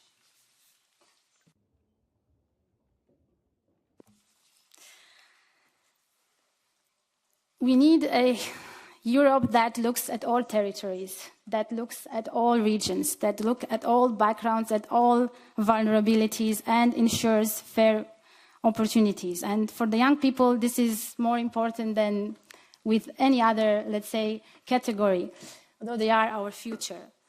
For them, we have put in place the youth guarantee, which has delivered actually for some 50 million young people in Europe in terms of an offer of employment or training and apprenticeship. So this kind of support was especially targeted for young people from vulnerable backgrounds or from regions or from areas where the precarity was stronger. I want you to know also that in the future anti-poverty strategy, the EU anti-poverty strategy, the first ever of its kind, the age dimension will be essential. I want us to clearly have in place responses to tackle youth unemployment and youth opportunities, children's children being also supported through the child guarantee, but I want us to look very closely at the young generation in terms of young people also with disabilities or from different kind of minorities and communities. This is very, very important. So that's how I would see a response for you. We cannot put in a silo the discussion about supporting youth. Okay, we have the solution, we use Erasmus. We have the solution, we use the European Social Fund Plus. No, they have to be present in the discussion, as I've mentioned, about potential legislation on workers' rights, on AI at work. They have to be present in the discussion about the mobility of work, and they have to be supported through European Social Fund, European Social Climate Fund, in terms of energy poverty, and so on and so forth. I want to mainstream their needs in all of our policies. And that would be my answer for them. Sunčana Glavak, EPP. Hvala vam lijepa. Welcome to the European Parliament. I will now switch in Croatian. Jasno je da Europa ubrzava svoju digitalnu transformaciju i stoga smatram da je važnost medijske pismenosti i snažnih digitalnih vještina ključna kako bi mladi ljudi bili dionici suvremenog digitalnog doba. S obzirom na ambiciozne ciljeve akcijskog plana za digitalno obrazovanje 21-27, koje konkretne korake planirate poduzeti kako biste integrirali medijsku pismenost u školske kurikulume, osiguravajući da mladi ljudi budu osposobljeni za kritičko razmišljanje, procjenjivanje informacija, prepoznavanje dezinformacija i odgovorno upravljanje internetskim sadržajem? I kako ćete podržati države članice u standardizaciji digitalnih vještina kako bi se osiguralo ono što nam je nužno potrebno, a to je dosljednost i kvaliteta, te koje će se mjerila koristiti za praćenje napretka i utjecaja tijekom trajanja plana? Hvala vam lijepa. Thank you. Such an important question and topic. Not just for our democracies, but for our resilience, for our security. Media literacy is critical, and it has shown so many times, it is shown that those who lack it can be manipulated and can be victims, and we do not want that for our Europeans.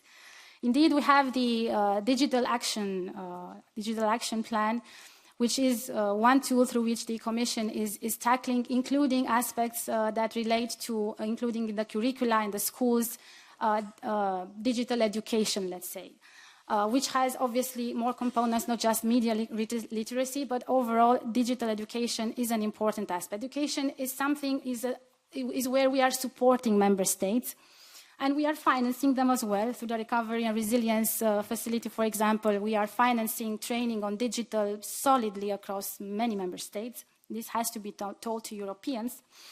But we are also supporting member states through expert groups, because it is important, if we're talking about, let's say, digital education, we might only think about the good side of it. But there is also the more worrisome part. If there is AI at work and there is AI at the education level, how safe is it? How do we manage it in terms of safety and protecting the intimacy and the rights of the children, of the teachers?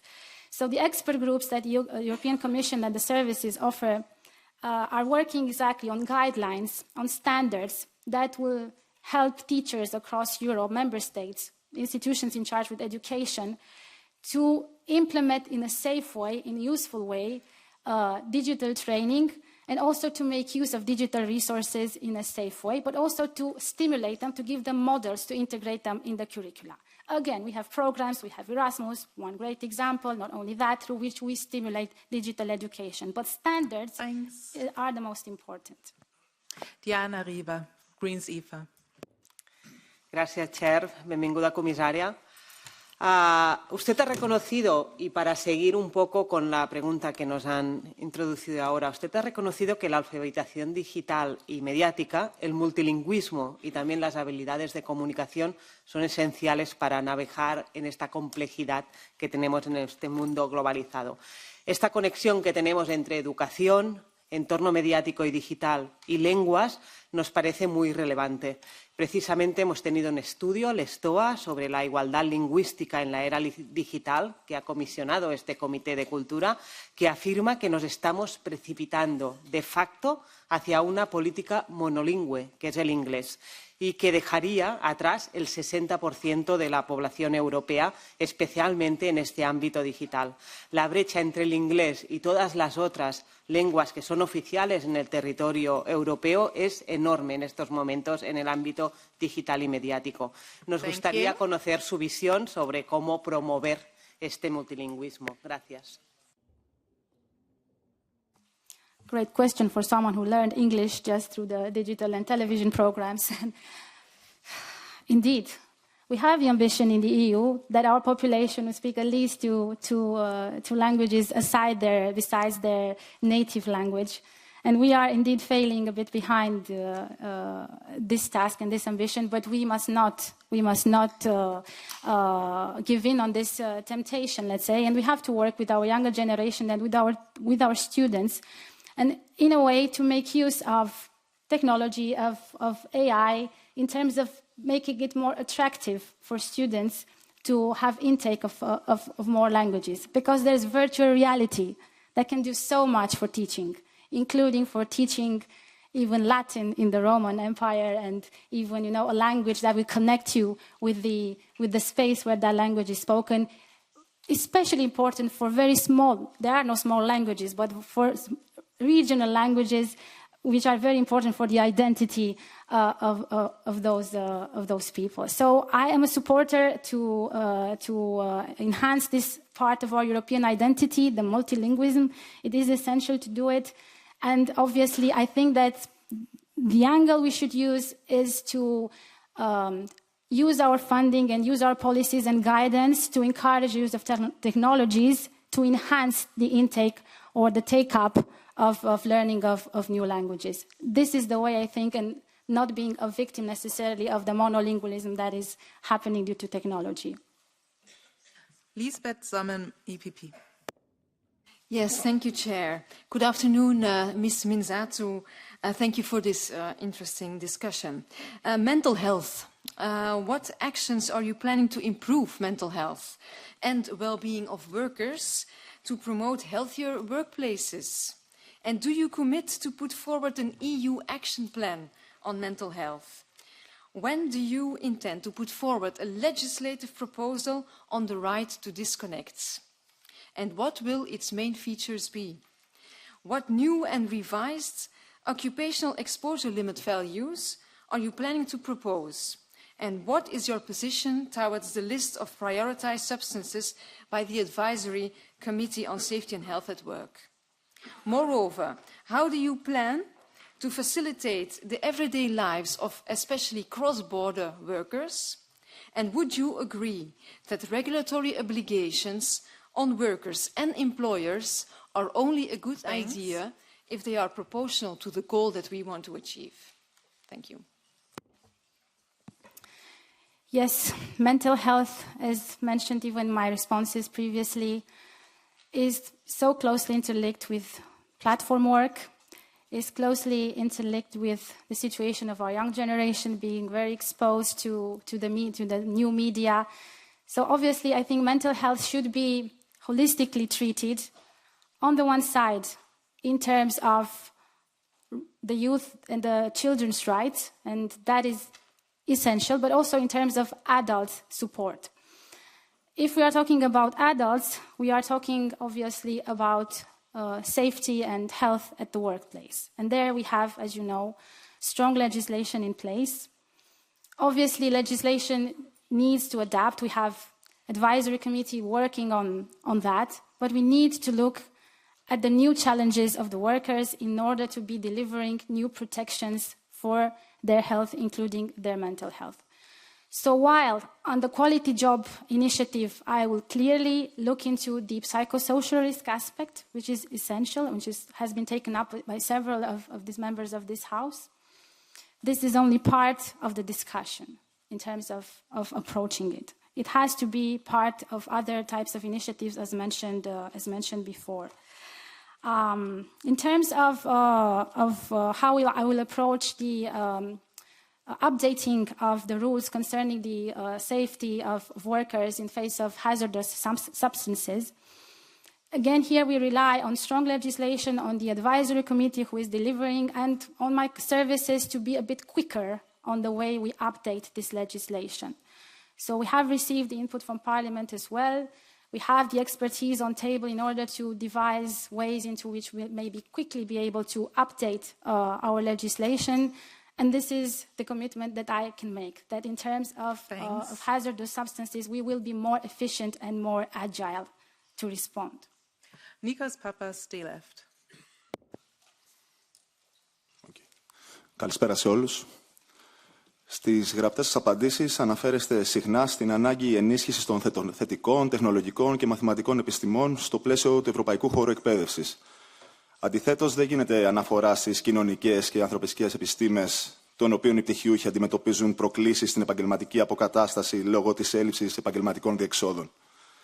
Ποιες είναι λοιπόν οι προτεραιότητές σας για την ενίσχυση των ευκαιριών απασχόλησης στους τομείς αυτούς και πώς σκοπεύετε να υποστηρίξετε τις διασυνδέσεις μεταξύ εκπαιδευτικών ιδρυμάτων, επιχειρήσεων και δημόσιου τομέα για βιώσιμες θέσεις εργασίας?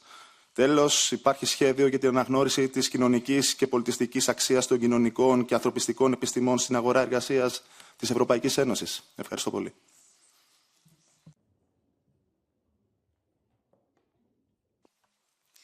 Yes, thank you. And you are right. And discussion about promoting STEM is obviously relevant. We need experts, we need engineers, we need women engineers, we need labor force, and we need our people on board.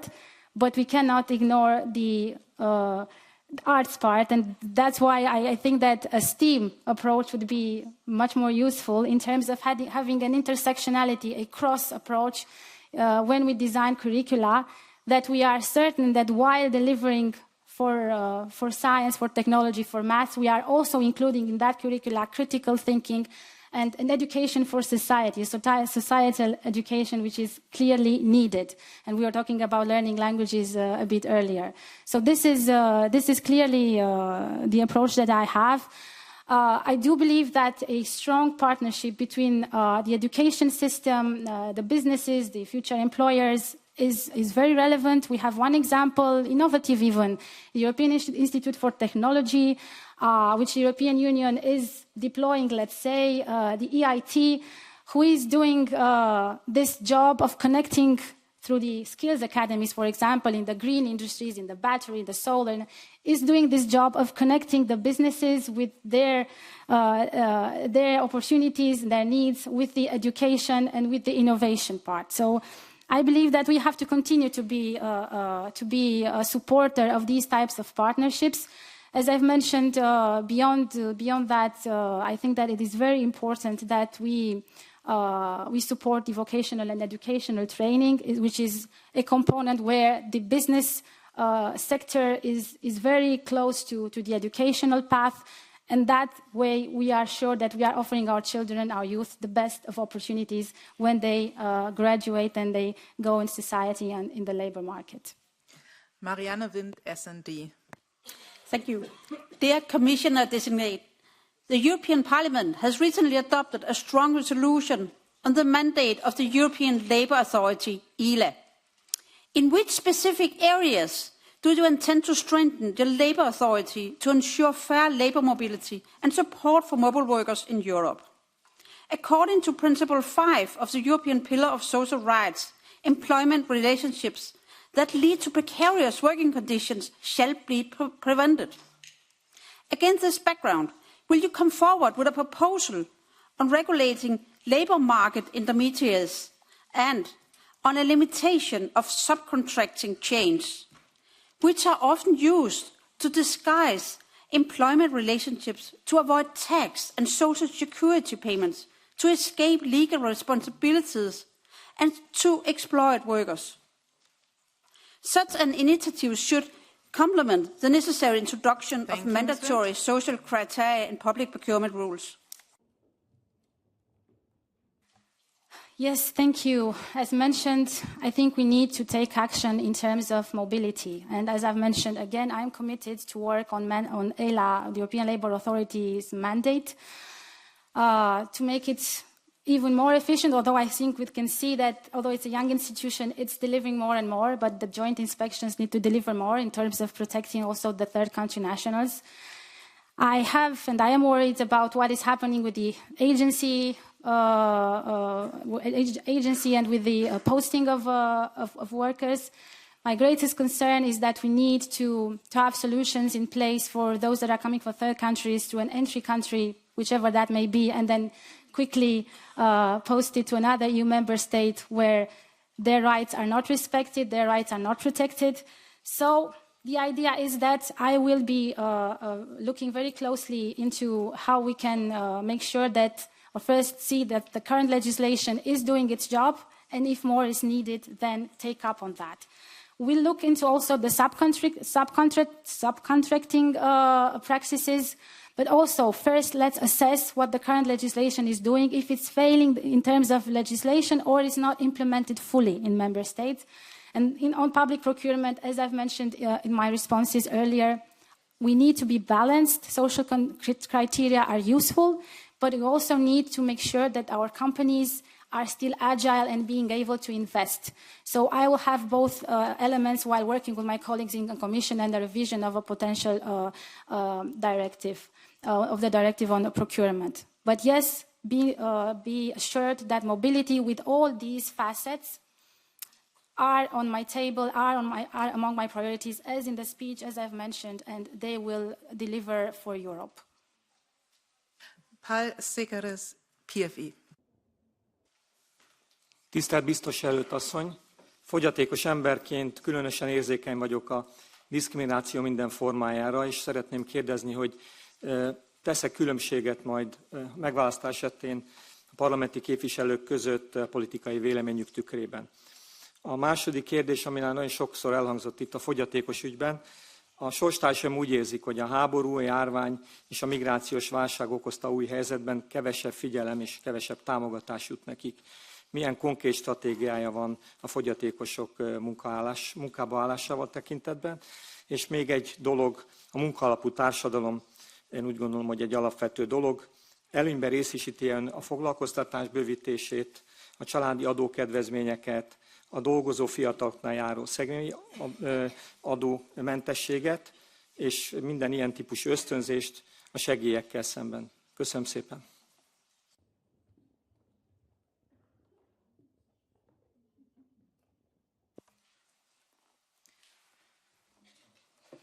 In terms of supporting better people with disabilities, especially to help them when they can enter the labor market, I think an important starting step is to look at the good practices of our member states. So it's true that in some member states, one solution that was successful is to allow for the persons with disability to retain their social benefits and return to work and gain a salary. And thus they were much encouraged. And this is, I think, one way to guide, let's say, politically speaking, and to learn from each other in terms of better supporting people with disabilities. Again, I think that the tools that finance our vulnerable citizens, including people with disabilities, the programs should be a bit more targeted and focused. I work with people with vision impairment through the European Social Fund Plus in Romania, and we really managed to take assistive technologies to reach some targets in terms of employment for some categories. So it's important to also look at our policies, our tools, our financing tools, and to target a bit better the needs of the people with disabilities. Obviously, the tool that we have on hand is the strategy for the people with disabilities, and through these strategies we deliver all initiatives and all recommendations and guidance that the member states should and can use. But for me, what is important is that we also learn from each other, and I think that in terms of the last part of the question, this is a good example in terms of, sure, tax benefits could be an example, that there are also other ways into which we can stimulate those beneficiaries to take up jobs. But we also need, through the disability package, guidance for the employers so that they can adapt the labor force, and we do that as well. Georgiana Teodorescu, ECR. Thank you, Madam Chair. With your permission, I will speak in Romanian.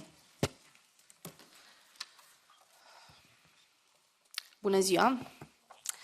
Cred că cetățenii europeni s-au săturat de discursuri politice demagogice, de promisiuni care nu ajung să ne facă viața mai bună.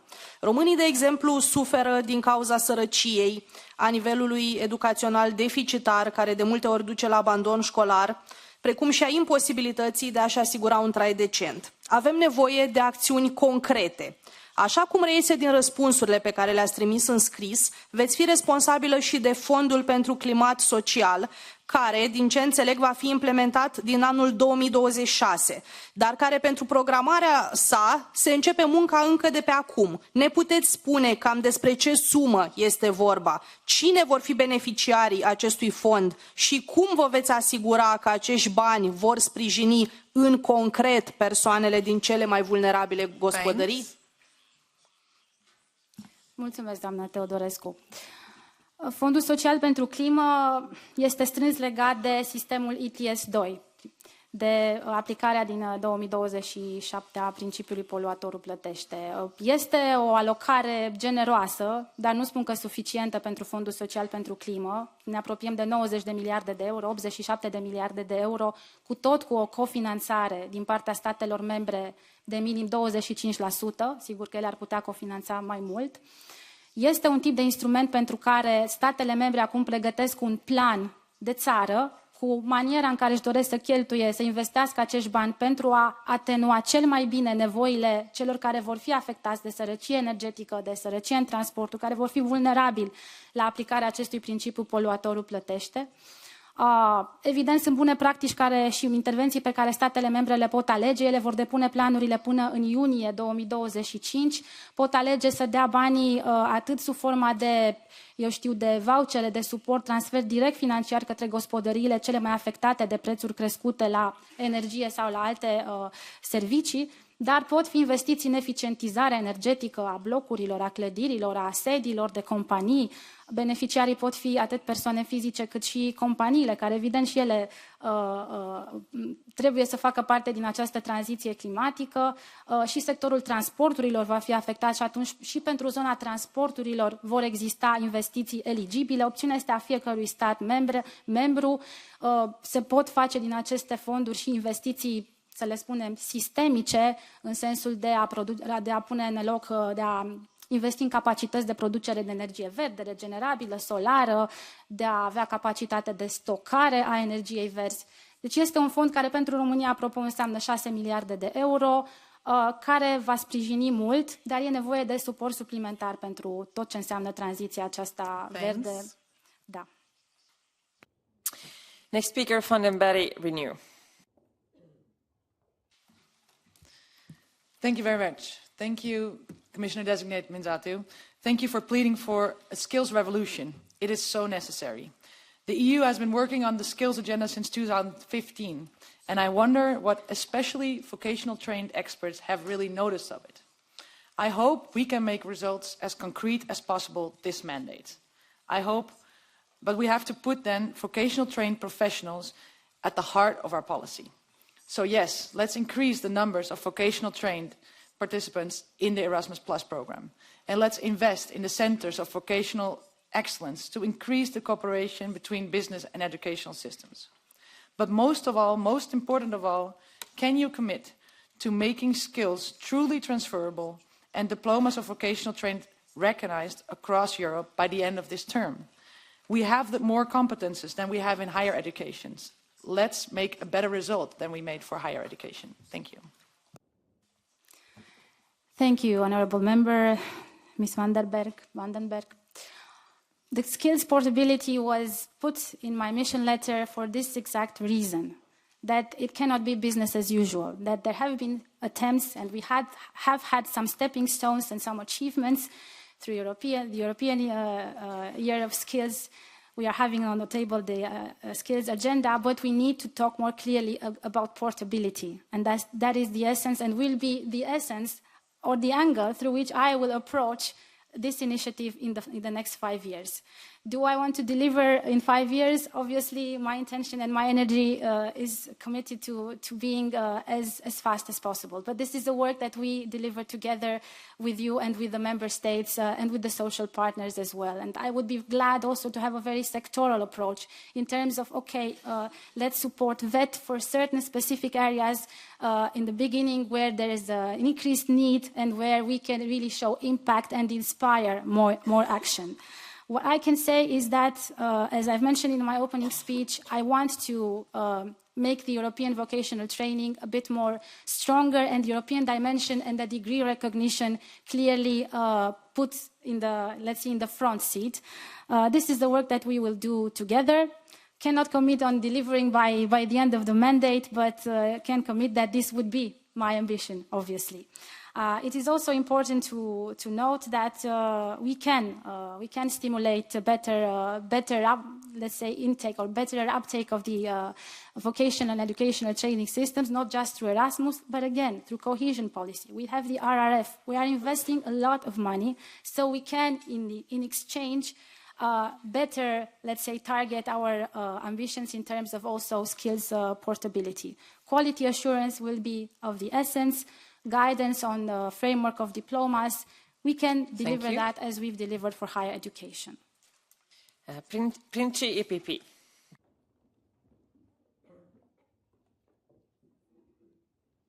Grazie Presidente. Commissaria designata Mînzatu, da già donna di scuola mi ritrovo con quanto da lei affermato riguardo il ruolo strategico ma poco attrattivo degli insegnanti, essenziali invece per la competitività, la coesione sociale, la formazione del capitale umano europeo e la qualità dell'insegnamento.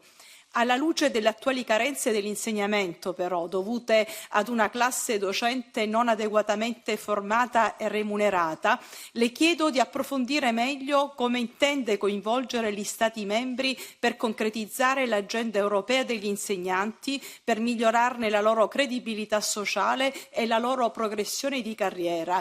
Le chiedo anche, alla luce di un mondo del lavoro in continua e rapida evoluzione e trasformazione, si è parlato tanto di competenze, se può specificare meglio come intende rendere intende rendere centrale la formazione del personale docente, essenziale invece nello sviluppo delle competenze degli studenti. Grazie. Thank you for this question. For it all starts with the teachers. Whatever we have discussed so far, it is fully dependent on how many teachers are available, if they are motivated, if the working conditions are right, if they remain in the job, and if they continue to train, to deliver with AI, with generative AI, and so on and so forth. So the teacher's agenda, which is in my mission letter, shows the importance that we put on this topic.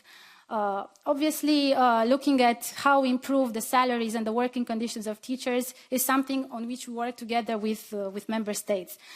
We do have shortages of teachers in 24 member states, almost everywhere, with more problems on an aging teachers generation, let's say, in many member states.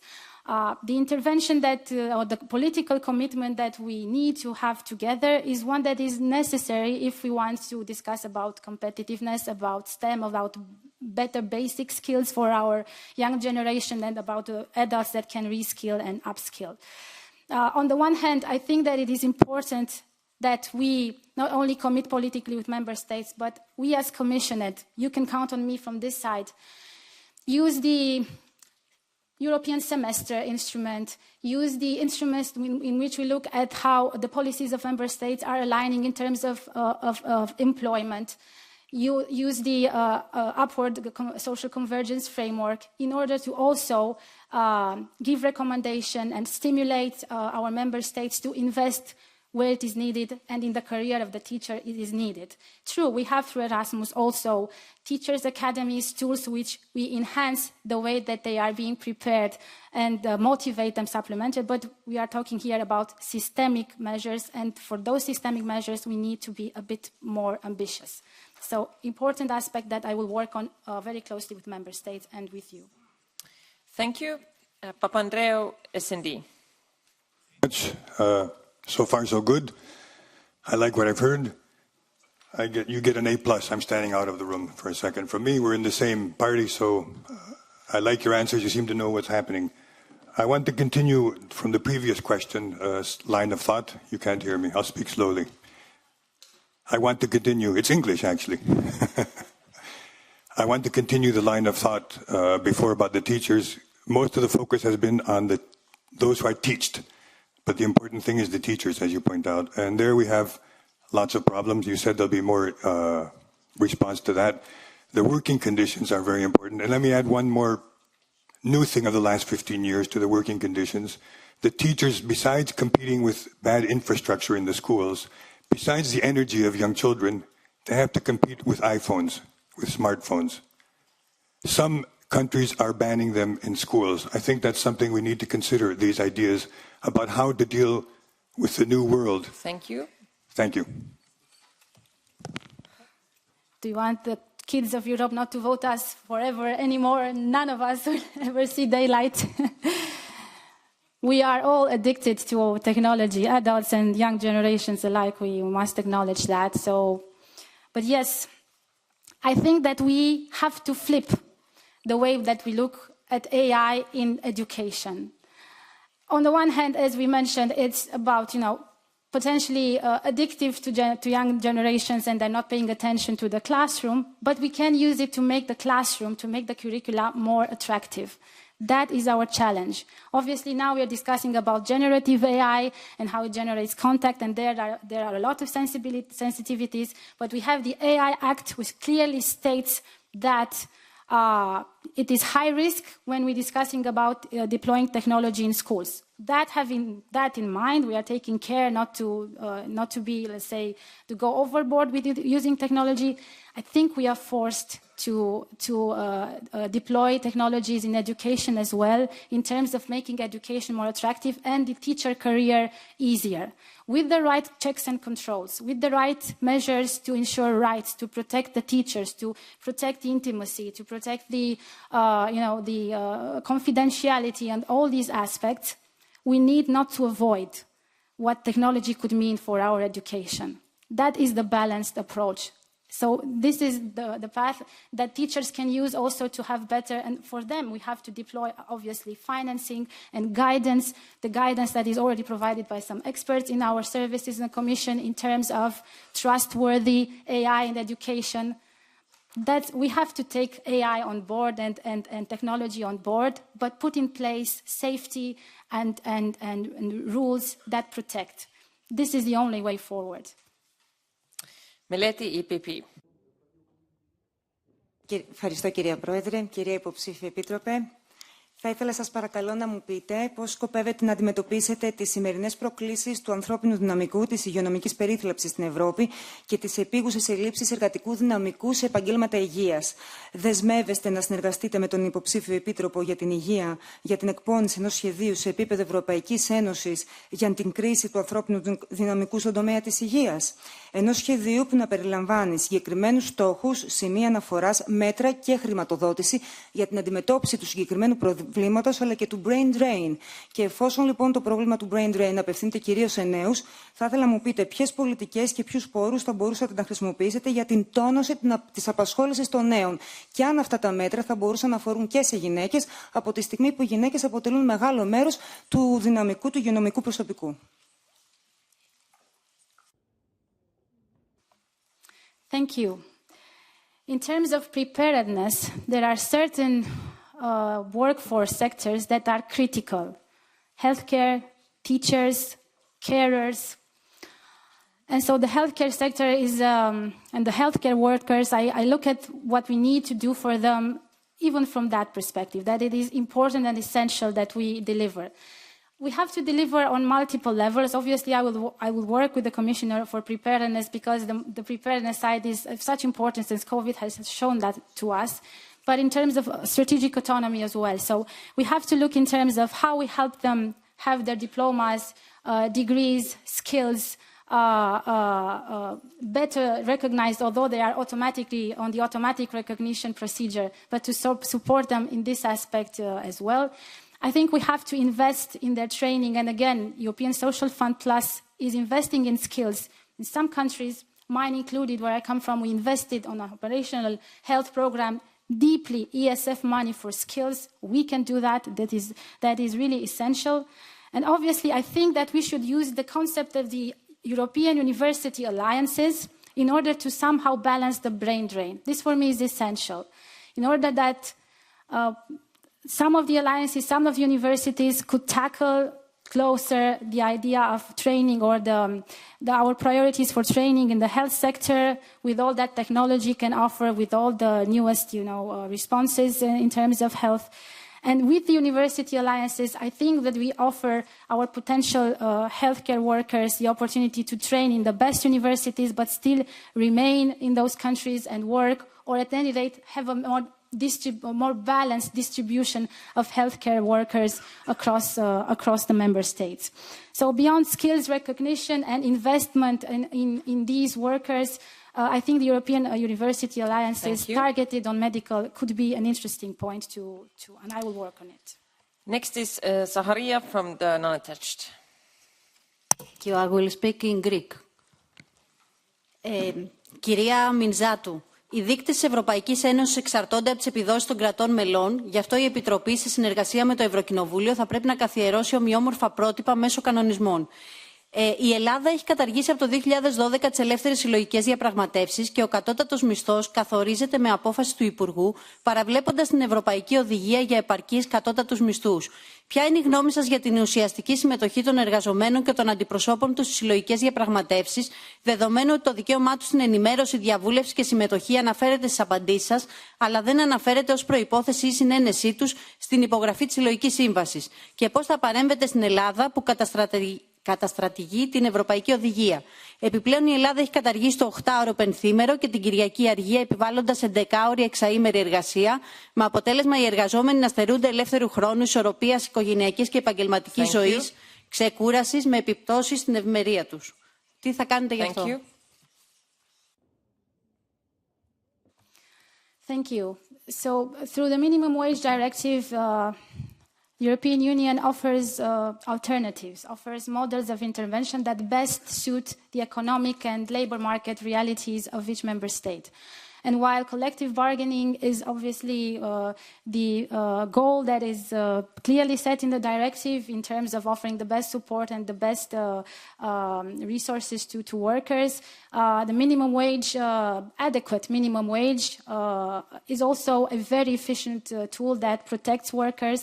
And through the directive, there are just, options and alternatives through which, an algorithm through which each member state, depending on the productivity, on the level of the medium income in the country, depending on the situation of the economy, can establish and then adjust the formula for that minimum income.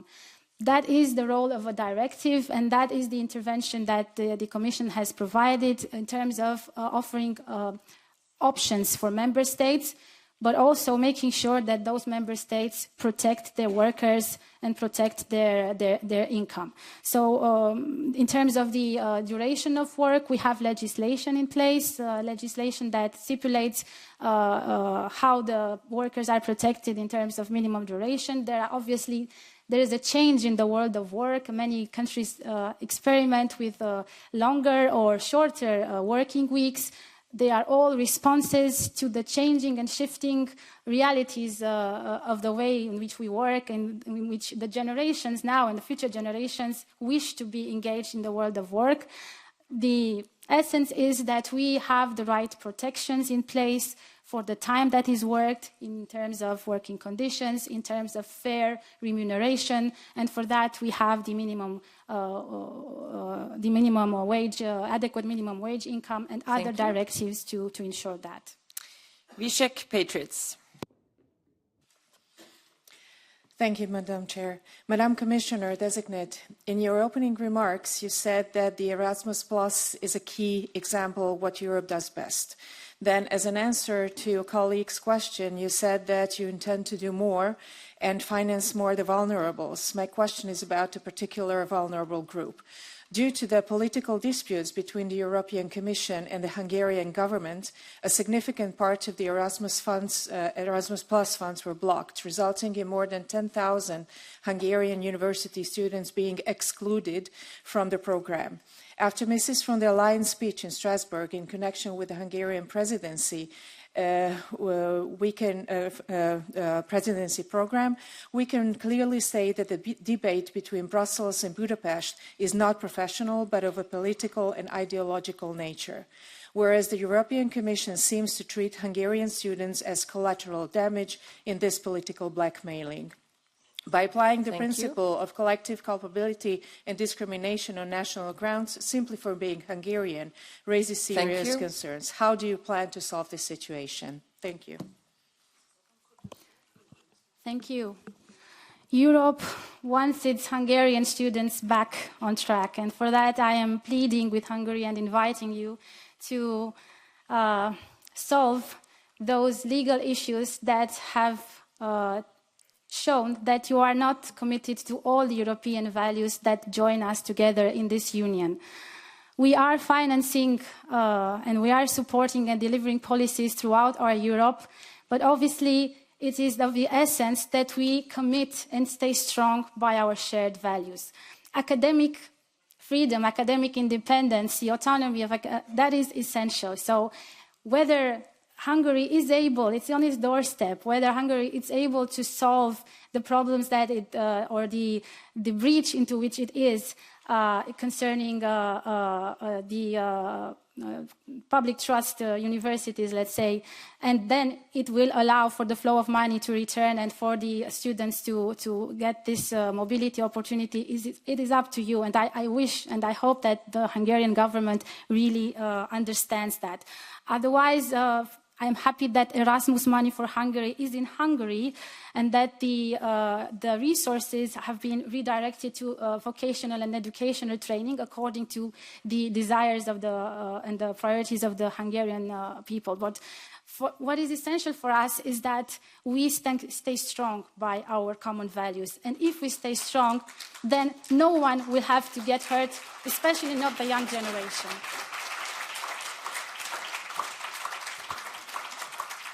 Next is Soms from S&D. Muchas gracias, presidenta, estimada comisaria designada. Quería empezar esta intervención agradeciendo a la Comisión Europea la urgencia con la que está tratando las solicitudes de ayuda hechas por parte del Gobierno de España por la terrible dana que ha afectado a Valencia y otras regiones y, por supuesto, mandar todo el cariño a todas aquellas familias afectadas.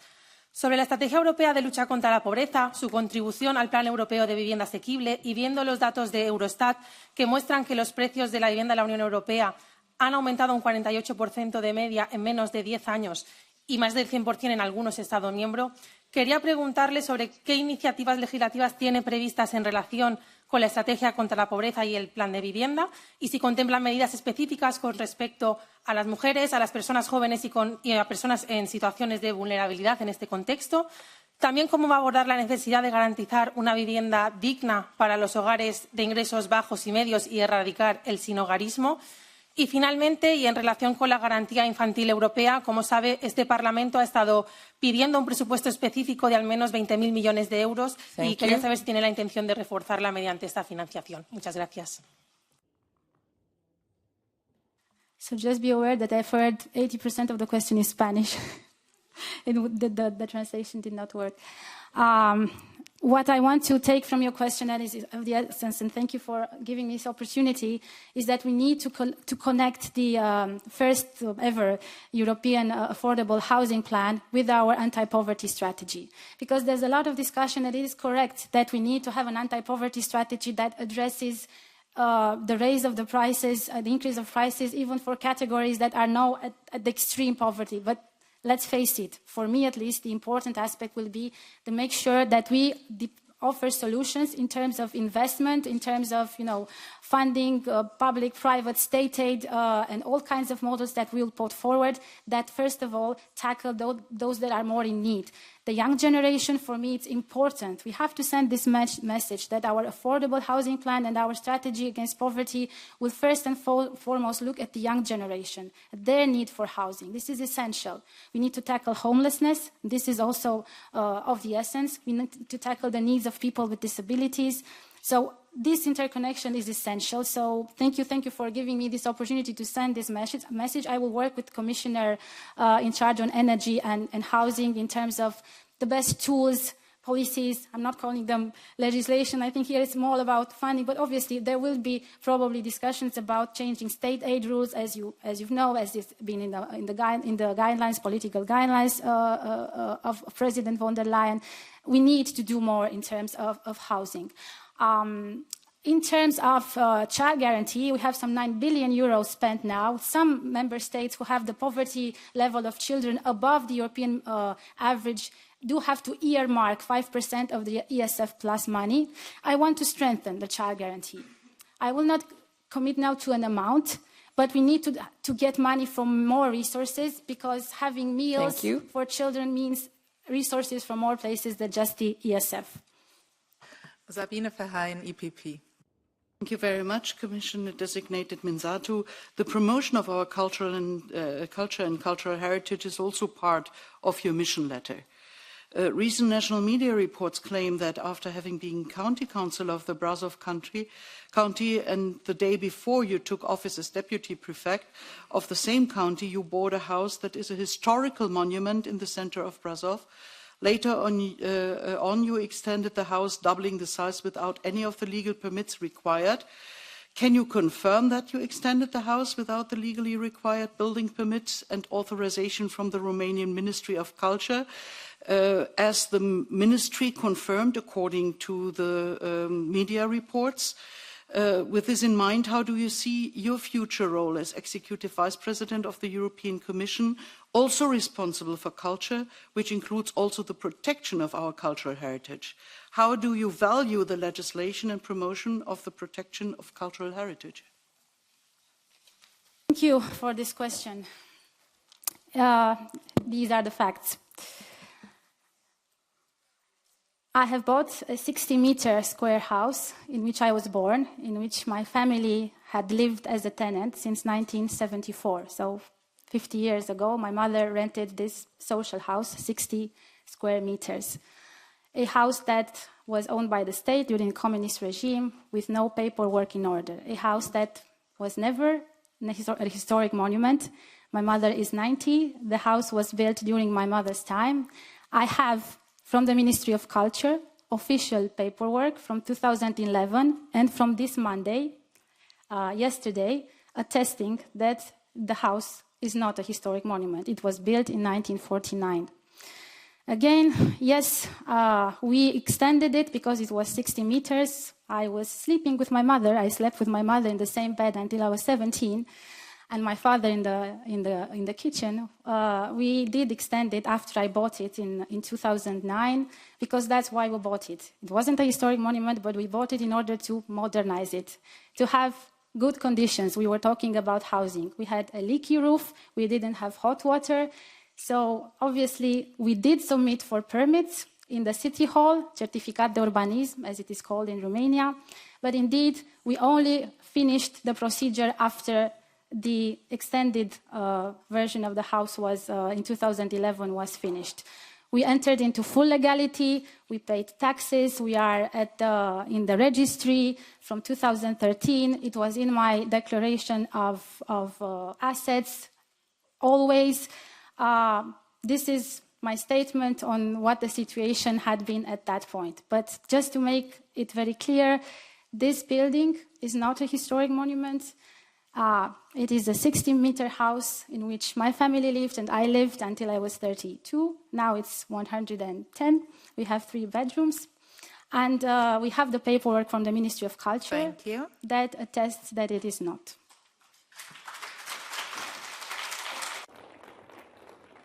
Benedetta Scuderi, Greens, IFA.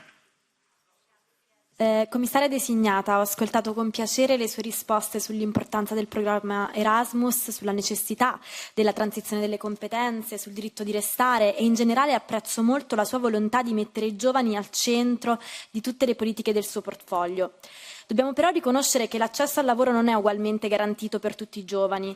Il 40% dei tirocini nell'Unione Europea non è retribuito, numero che si alza notevolmente per gli stati del sud o alcuni dell'est. In un paese come quello da cui provengo, l'Italia, i tirocini non retribuiti possono essere reiterati diverse volte, rendendo pressoché impossibile l'accesso al lavoro a chi non si può permettere di lavorare gratis.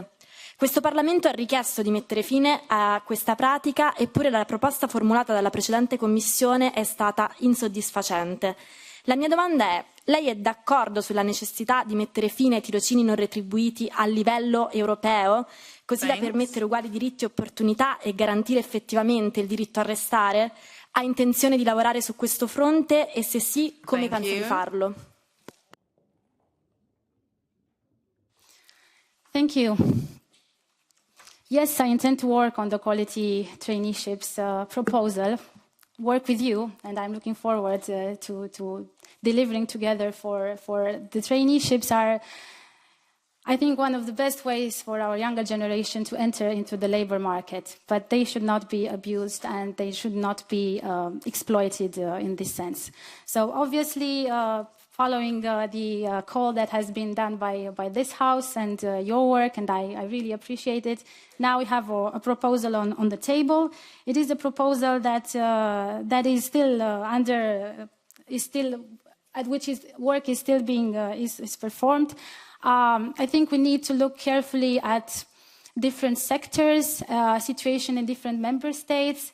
These differences, this personalized approach might be useful, looking at public sector traineeships, private sector, different industries. But overall, we have to agree on common definitions, on common standards, on common guidance in what a traineeship is, what the effort by the trainee is put forward, and how he is protected and how he is compensated for that work. That being said, as mentioned, my desire is that we work together to deliver on the quality of traineeships. We have a proposal. It's our work together. You define your mandate together with the Council. We will be able to deliver the protections that our young generations expect from us. Malina Malak is here.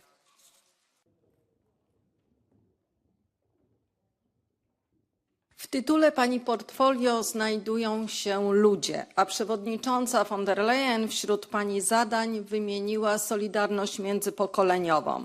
W związku z tym chciałabym zapytać, w jaki sposób zamierza pani wspierać rodziny? Wiele problemów społecznych, takich jak samotność, wykluczenie czy problemy psychiczne młodych ludzi, bierze swój początek w osłabieniu roli rodziny. Do tego dochodzą wyzwania materialne, takie jak rosnące koszty życia, spowodowane zbyt ambitną polityką klimatyczną Unii Europejskiej. Zatem jakie przewiduje pani działania zmierzające do wsparcia rodzin, wzmacniania więzi międzypokoleniowych, by przeciwstawić się także samotności w starości? I jak zamierza pani współpracować w tym obszarze z komisarz Šuicą, gdy wzmocnienie roli do rodziny to niewątpliwie kluczowy element w przeciwdziałaniu negatywnym trendom demograficznym? Dziękuję bardzo. Thank you. Yes, families are essential, and I'm talking not only about maybe the families that we imagine, but single mothers. They are also, regarded by your question. And we need to look at how families can be supported. My angle is, first of all, in terms of the burden of care. It's not a burden. Sometimes it's a labor of love. But for many, it is a burden in terms of intergenerational fairness. Younger generation taking care of their grandfathers or fathers. Women that are especially working or supporting members of their family in a type of work that is unrecognized, not protected, unpaid, obviously. And so I think that the best angle or the best way to present our work, the work of the Commission, is that we will focus on the situation, the working conditions of those that are in the care sector, let's say. I want us to have a European care deal, which means looking at who are the people who are taking care of those vulnerable. Are they paid? Are they protected? Do they have in old age a pension, or for the years that on which they are taking care of someone, those years disappear and they are left with no protection, and we see what happens with old age poverty.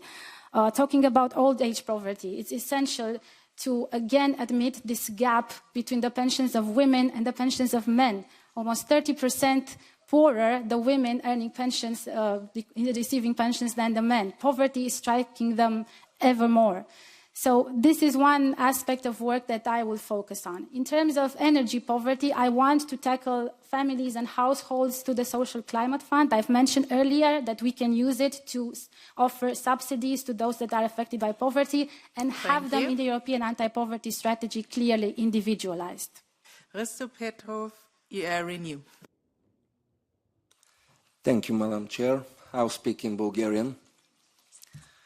Уважаема госпожо Мînzatu, неформалните методи на обучение, чрез спорт или изкуства, например, могат да бъдат много полезни за борбата с неравенството, за демократичното образование, както и да научат децата какво представлява Европа. Стълб 1 на Еразъм Плюс и акредитацията за училищното образование са добро начало, но прекалено много млади хора са изправени пред бариери, финансови, информационни или дискриминация. Смятате ли, че тези методи на учене чрез спорт и изкуство могат да бъдат подпомогнати с повече проекти за международна мобилност за деца в училищна възраст?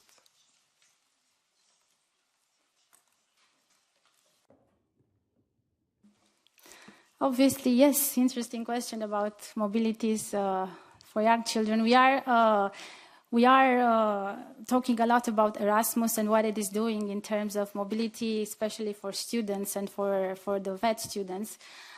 But also, as you have seen in my mission letter, my hope that we will work together on what it is the European Schools Alliance. I have high hopes and high ambitions in terms of developing this model of cooperation and mobility between schools that is somehow inspired by what European University Alliances are already doing in terms of allowing children to access classrooms, teachers, resources, experience, and gather skills, critical skills, horizontal skills, not necessarily talking here about curricula sectorial, in other countries, in other regions. That's what creates, in the end, our Europe. That's what strengthens the European identity. While we understand that talking about schools in member states, the national education system and the regions have their own rules in place, I think everyone wants to have the chance to have more Europe, more European dimension in the education of children, because that means quality first and foremost. So this is, I think, the European School Alliance, let's say, is the direction through which I would want to channel attention in terms of let's say, making a better offer for our young generation, showing them how the classroom can be and how the teaching experience can be in other parts of Europe, and allowing them to come back enriched. I would be very happy to work with you on this topic. Susanna Borwendek, ISN. Nem a szót. Írásbeli válaszában úgy fogalmazott, hogy fontosnak tartja Európa közös történelmének oktatását, amely az egységre törekedne a sokféleségben. Ennek kapcsán kérdezem, hogy mi a véleménye az Európai Parlament 2024. januárjában elfogadott állásfoglalásáról, amely a történelmi tudatról szól. Egyetérte azzal, hogy a nemzeti történelem helyett az európai és a globális történelemre kerüljön át a hangsúly a tagállami történelemkönyvekben, vagy úgy véli, hogy a nemzeti identitás megőrzése érdekében elengedhetetlenül fontos a nemzeti történelem alapos ismerete. Olyan Európát vizionál-e, amelyben a felnövekvő generációk patriótaként együttműködve intézik közös ügyeiket, vagy egy globalizált és uniformizált gondolkodású, homogén társadalmat szeretne kinevelni? Köszönöm. I totally think that we need all dimensions. We are Europeans because we are Hungarian, because we are Belgian, because we are Romanian. This is essential to have in our school books and in our programs. All the aspects of our diversity is essential. It is equally essential not to neglect our European identity in our teaching, as it is important to have the national or regional dimension. Our identities are multifaceted, and that's what we should teach our children in a spirit of tolerance and of inclusion and of understanding the other cultures, the other nations, their other specificities. That's how I think we should go about it. But obviously, we are here in Brussels. We are in the heart of Europe. We are trying to move forward the European project. And while each member state designs the curricula in terms of history and geography, local or national, we here have to take care of explaining all generations what it means to be European, what it meant in 1945, what it meant in the 1960s, what it meant to be a Romanian in Europe in the 1980s when I was born, what it means to be in France in 2000, and so on and so forth. So all these dimensions interlap. We have to show this intertwining, and we have to enrich each other, let's say, and learn from our experience and find the European dimension that unites us. And through Erasmus, I think we are doing that very well, and we should continue to do that in the future. Henrik Dahl, EPP. Thank you very much, Chair. Between 2017 and 2019, the Romanian government, led by your party, the Social Democratic Party, introduced several legislative initiatives that were widely regarded as undermining the rule of law and the independence of Romania's judiciary, drawing substantial criticism from European institutions. As a member of the Romanian Parliament's European Affairs Committee during this period, how did you assess these proposed laws with regard to the respect for European values, such as the rule of law and independence of the judiciary? And what actions did you take to ensure that the proposed legislation respected EU values? I also have a clarifying question concerning your house in Brasov that was referred to earlier. Can you confirm today that the media report referred to by my colleague, Ms. Verheyen, was lying, and that the Romanian Minister of Culture, who was quoted in that media report, was lying? So through official, I would maybe answer the second question, through official documents, one from 2011, one from yesterday, issued by the Ministry of Culture. The building in which I have lived all my life is mentioned not to be a historic monument. It is in the historic center of Brașov, but it is not a historic monument. I have the documents and I can obviously offer them. One of the documents, the 2011 document, is actually in the media report that was invoked. I think you can also see it there, but I have the other one, which is from yesterday. I have indeed been a member of parliament in Romania between 2016 and 2020. My role there was to be a rapporteur and to support EU funding legislation, decisions and programs, and in the area of industry and services. Then and now my commitment to a rule of law is strong, is clear.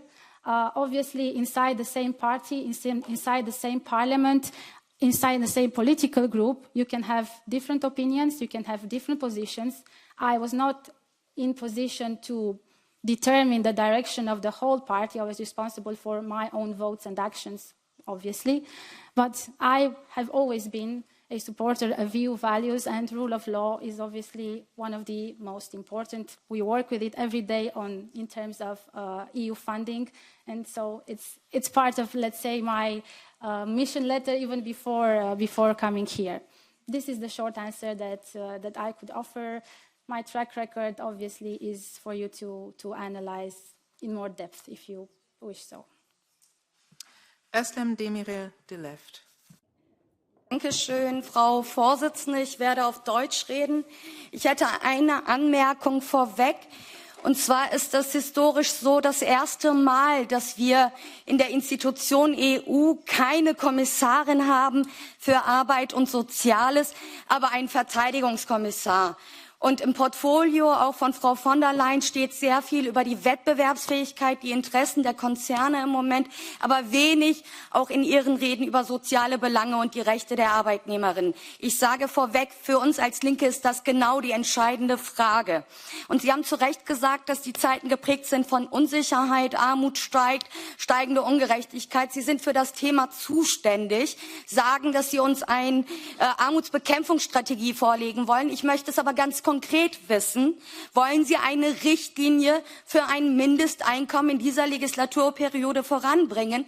Denn tatsächlich wäre es etwas Konkretes und wir sind der festen Überzeugung, dass wir starke soziale Sicherungssysteme brauchen, um Armut wirklich ernsthaft zu bekämpfen. Und das einzige Instrument, das die EU hat, ist eine Richtlinie. Wird es von Ihnen kommen?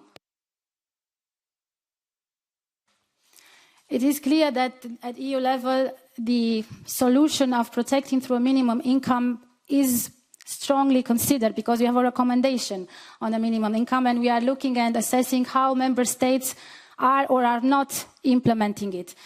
And while I'm looking at, with the EU anti-poverty strategy, at all tools, minimum income combined with activation, with social services, I've tested them a lot with the European Social Fund Plus back in my home country. So the combination is always the key in terms of protecting certain vulnerable, poor households or groups. We also need to think about legislation that will be approved and implemented on the ground.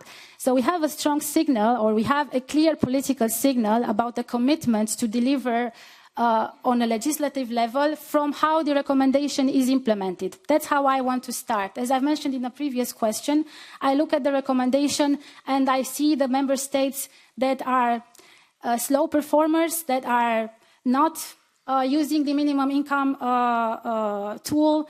I discuss with them, we understand why yes, why not, how we can improve our approach here in Brussels so that what we deliver in legislation or in another type of tool will really be enforceable. Because otherwise we risk being very theoretical about what could be done and that will not effectively be put in place. That is my response. The minimum income is one option. I could not commit now to a directive, but since we have the recommendation in place and we have the tool to understand in each member state what is done or not done, from there we can really start a solid work because the strategy on anti-poverty will include more tools than one to tackle poverty. But you have to be very, very efficient about how we go with this tool. So it be a reality for those that need it, not just a discussion here on our hallways in our meeting rooms. Thank you very much. And now I will give the floor to the invited committees, starting with Lina Galvez, Chair of the Committee on Women's Rights and Gender Equality.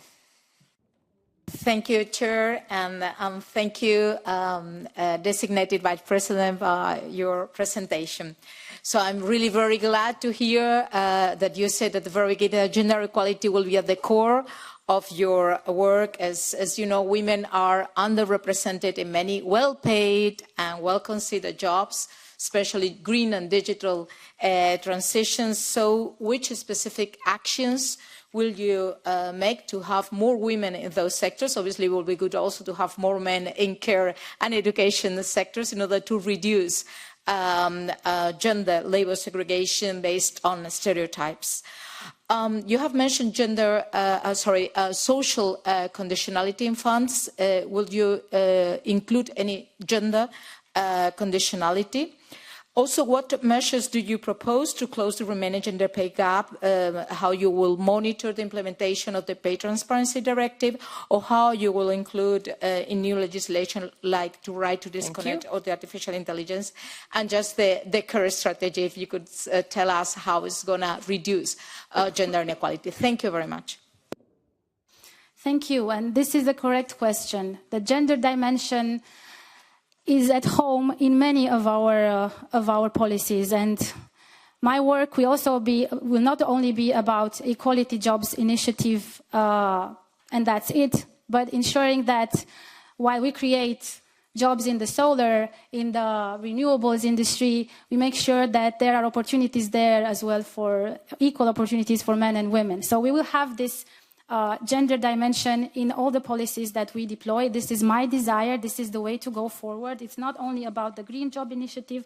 It's also in terms of looking how the funding is deployed, European Social Climate Fund for energy poverty, for transport poverty. It will be very important to have a clear monitoring of how the measures, to program the measures in order for them not to accentuate the gap between men and women. We have a deficit of democracy, and that's the reality. We have to understand it when women are less present in certain sectors, in certain jobs, in certain public positions, and in certain authority positions. And this is the view that I have, and we have to stick by it. In terms of monitoring the legislation in place, the answer is the same that I've offered before. I will work with member states with all openness to understand why and how they are implementing the Transparency Pay Directive, all the legislation that are concerning the paternal leave, let's say, the Work Balance Directive. That's how we can progress, and we might build on more ambitious, let's say, measures by understanding how the member states are deploying gender-dimensioned policies on their territories. But the idea is that, obviously, the care deal is one that will mostly support and empower women workers because they are lowest paid in those sectors. That is for sure. I would like now to give the floor to Marina Kairan, the Vice Chair of the Committee on Civil Liberties, Justice and Home Affairs. Thank you, Chair, and good afternoon, Madam Vice President and Commissioner Designate. As regards your task to guide the work to embed a new culture of preparedness in the Union, you explain in your reply to Libe's written question that you will work closely with the Member States. What opportunities do you see for deepening operational and coordination activities between different Member States' authorities in order to improve civilian preparedness at the EU level? And my second question, your mission letter further requires you to contribute to the efforts on legal migration. What role do you see for legal migration in matching EU labour market needs, for example, to address the challenges in the long-term care workforce? And what new tools and legal instruments do you envisage to facilitate the recognition of foreign qualifications? Thank you. Thank you. In terms of preparedness, key is coordination, and key is whole of society, whole of government, all of hazard approach. Those are the elements that we take from the Ninisto report. They are reflected in the mission letter, in my mission letter with the EU Union of Preparedness. I will work on those with the Commissioner on preparedness, obviously. But we are building clearly on what we have in place already in terms of pools of common resources that are offered by member states in need of civil protection, in terms of the rescue, which is one common joint tool financed by EU funds, where member states voluntarily offer to access and to create the facilities for reactions to crises. We need also to have in mind that and that's why I mentioned preparedness in a wider sense in my opening speech, we need to develop preparedness in a wider sense, societal and individual. We need also think about skills for preparedness, about the competencies of every individual in terms of being able to react, but also about those critical competencies in health, let's say, or even teaching, which are those critical for us to face more complex crises. We are not just talking about climate, we're talking about cyber, hybrid, we're talking about critical infrastructures, and so on and so forth. So what the EU needs to do more is to better connect the dots while member states have their own systems in place, we need to make sure that the European Union, the institutions, its capacities are resilient and prepared in face of crises. We need also to be able to deliver on individual level in terms of the skills for preparedness. As concerns legal migration, I've mentioned the EU talent pool, which is a managed tool that will match the third country nationals looking for a job with the demand side of the employers, a good tool to support our labor markets and those that are coming to work in Europe. Thank you. We'll now start our final round of questions. I will give the floor to the political groups in reverse order, starting by Mrs. Susanna Borvendek, ESN. Köszönöm szépen. Vicsek Anna Máriának adott válaszával kapcsolatban szeretném ezt a témát kiegészíteni azzal, hogy nem csak az Erasmusból hagyják ki a magyarokat, hanem a Horizon programból is. A magyar kutatók nem tudnak nemzetközi projektekbe bekapcsolódni, holott ez a vita igazából a bizottság és a magyar kormány között zajlik, és mégis a diákokat és a kutatókat büntetik emiatt. Én ellenzéki magyar politikusként is elfogadhatatlannak tartom, hogy politikai fegyverként használják az egyetemistákat a magyar kormány ellen. Nem gondolja, hogy válaszában inkább arra kellett volna helyeznie a hangsúlyt, hogy a hallgatók diszkriminálása nélkül próbálják rendezni a politikai vitáikat? Biztos benne, hogy ez az út a legmegfelelőbb? Köszönöm.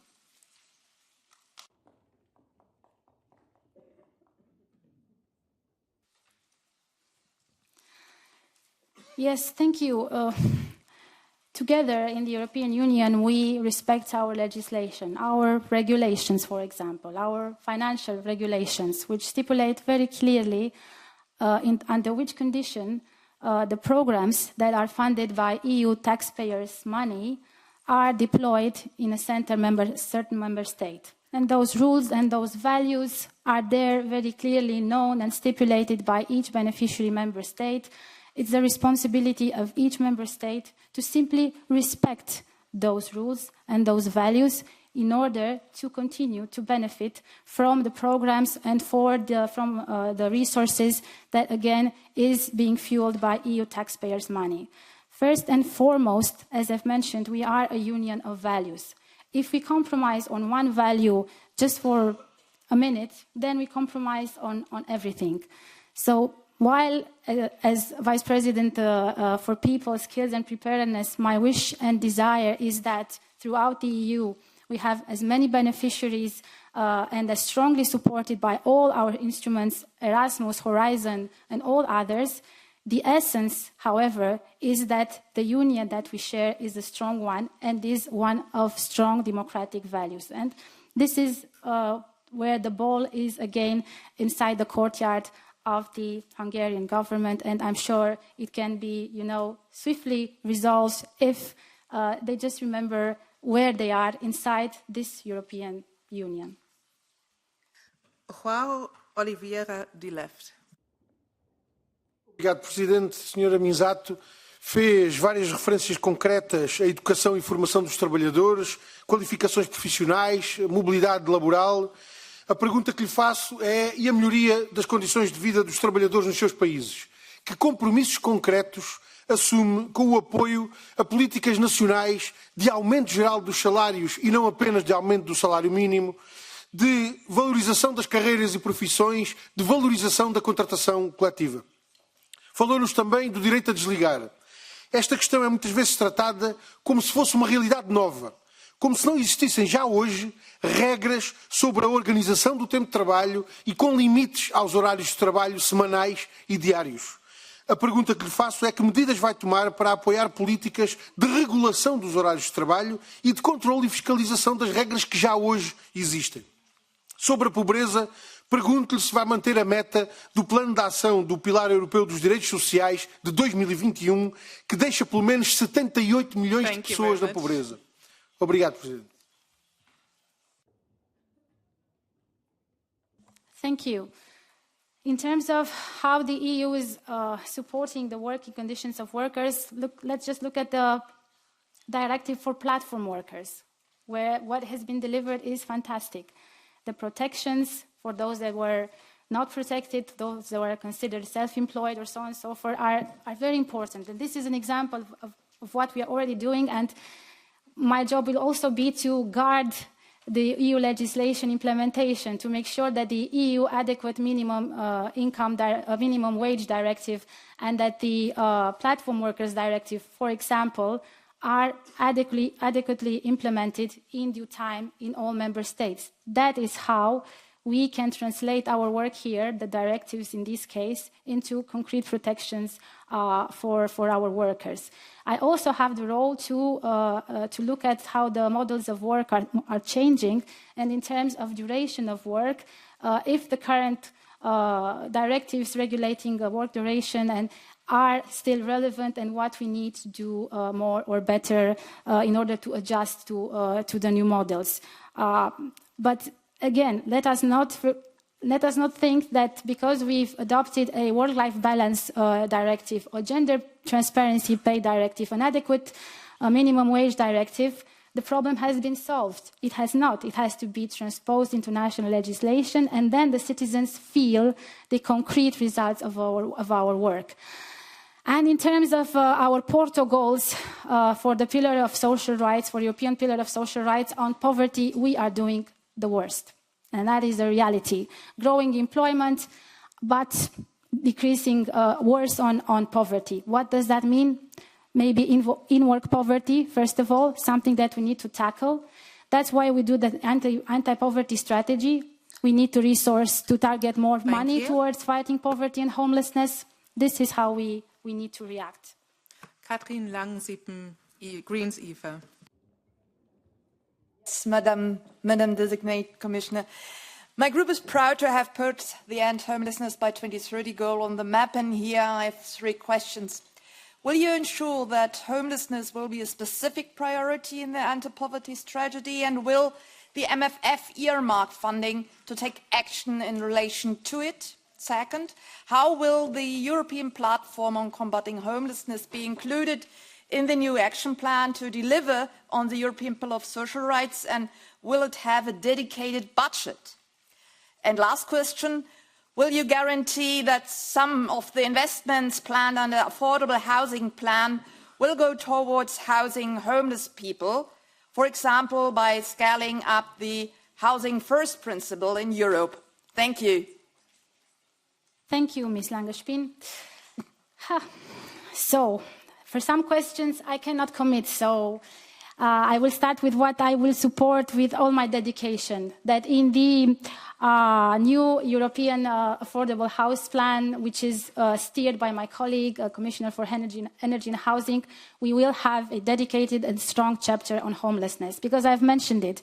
And I think it's a complex phenomenon, but still I think that we can conquer it. We have this ambitious target to eradicate by 2030, very ambitious, I know, but it's a fight and it's a battle that I want us to fight with all our energies. I will be also a strong promoter in the next MFF and in all the resources that we have to support measures that tackle homelessness. I will use all resources already put in place, and the platform for homelessness, I think, is a tremendous example of a mechanism where we gather together organizations and resources and expertise and connect a network in order to be able to have really an impact in fighting this phenomenon, to work with cities, with regions. My ambition on homelessness is to go beyond discussion with member states, to discuss with local authorities, with regional authorities, where the phenomenon can best be tackled. I will obviously be part of the commission that will design the next MFF. It's a work that we will do together. We will legislate on it, obviously. And as I've mentioned, it's first, what do we want to achieve, and then establish the allocations and the resources and the money. But the Housing First principle, accompanied by social services, obviously, is the way to go in tackling homelessness. Irina Horeva, Renew.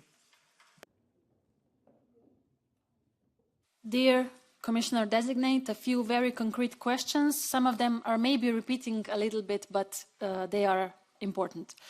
In your written answers, you stressed we need to tackle the root causes of poverty, but there was little to no tangible proposals. So I would like to know, how exactly do you plan to tackle it within the EU anti-poverty strategy? Following that, a good instrument for eradication of poverty would be an adequate minimum income, on which the Council recommendation has been adopted 2 years ago.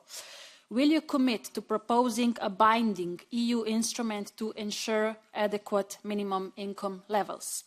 Additionally, cost of living crisis keeps affecting our citizens, making it increasingly harder to have a quality life while pushing more and more people at the risk of poverty. What will you propose to offset this trend? Could you propose or support establishing EU-wide obligation to adjust wages to inflation? In terms of how exactly we will, let's say, push forward our strategy on anti-poverty, I will give two examples. First of all, on the Quality Jobs Initiative, I want us to look very closely at in-work poverty. At the moment, statistics would say that it's 1 out of 10 Europeans that work that are in risk of poverty. But, you know, we have to go deeper than that, I think. So this is one concrete, let's say, type of initiative that will have this aspect clearly marked. Then it's the child guarantee, which I've mentioned. It's about fighting the vulnerability, the poverty of children, which is connected to the household and their parents. And I mentioned that I want to make it even stronger. So this is another tool that I want to clearly link to our new anti-poverty strategy. In terms of the minimum income, the answer is similar to what I've mentioned before. We need to look at a combination of measures that are having enough political support to become legislation and to be enforced. This is what the most vulnerable expect from us, and that's why I want to talk to member states and understand how they implement the recommendation, why they do it, why they don't do it, what is the barrier, and then see how our EU level of ambition can offer more. In terms of cost of living, I'm not sure if I followed your question until the end, but again, the Social Climate Fund is one example where we will be able to intervene with transfers, if the member states want, to the households that are affected by energy poverty. This is the type of example to which we can support it, but the European tools such as the semester, social convergence framework can help us recommend policies and stimulate policies in member states in better fighting poverty. Next is Valchev, ECR. Thank you, Chair. I will speak Bulgarian.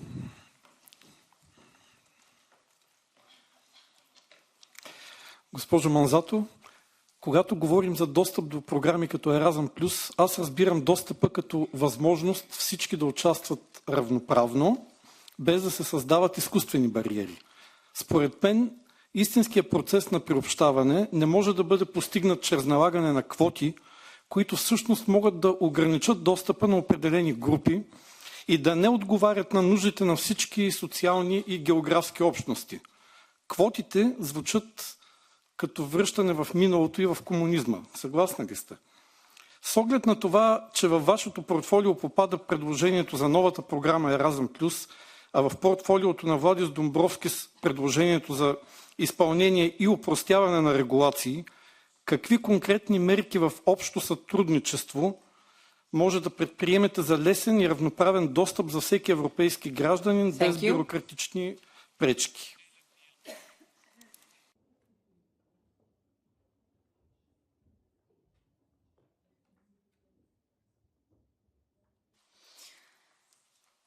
Thank you. Well, working with my college commissioners, I hope to put my expertise in cohesion policy in place in order to help make life simpler for European companies and for European citizens. And in Erasmus, we have an example, the accreditation of schools, which helps the entire application process easier. In the European Social Fund Plus, we have an example, the simplified cost options, which is making life easier for authorities using those money. In terms of discussing how we can make Erasmus more accessible to learners, well, obviously, I've mentioned some examples through which we can do it. We can do it by synergies or topping up with other types of EU instruments. Quotas are obviously back and forth, let's say tool.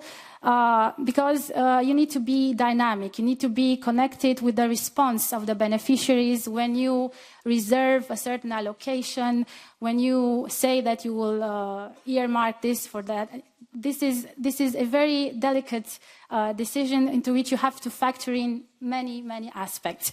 Erasmus in itself is such a generous program. It supports VET, it supports pupils, sports, youth, higher education, cooperation and mobility alike. So I think we need to keep it flexible and agile in order to be able to really get the impact that we want from it. And this is a personal opinion rather, we don't want to make it more rigid and to complicate in a way its implementation.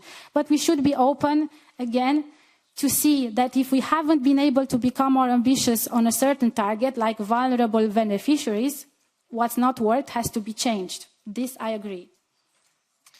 Thank you. Then Gerardo Vidal, Patriots. Me gustaría agradecerle su presencia aquí, porque usted es el ejemplo perfecto de lo que denunciamos desde hace meses.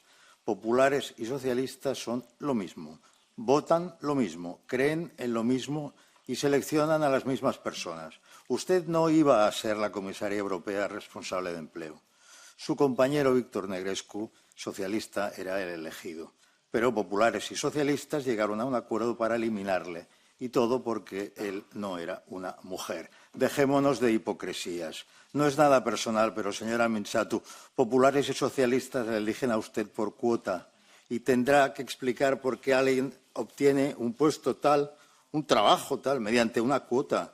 ¿Sabe usted que en España 1 de cada 3 jóvenes no encuentra trabajo? Tendrá que explicar esa cuota. ¿Puedo seguir hablando? No, time is up. Thank you.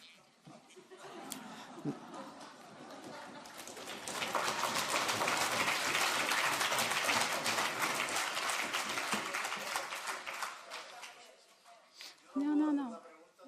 I'm sorry, there was 1 minute for the question, so we have 2 minutes for... So now, Ms. Mînzatu. Thank you for the question. Half of our society are women, half are men. In school, women and men perform equally well, in universities as well.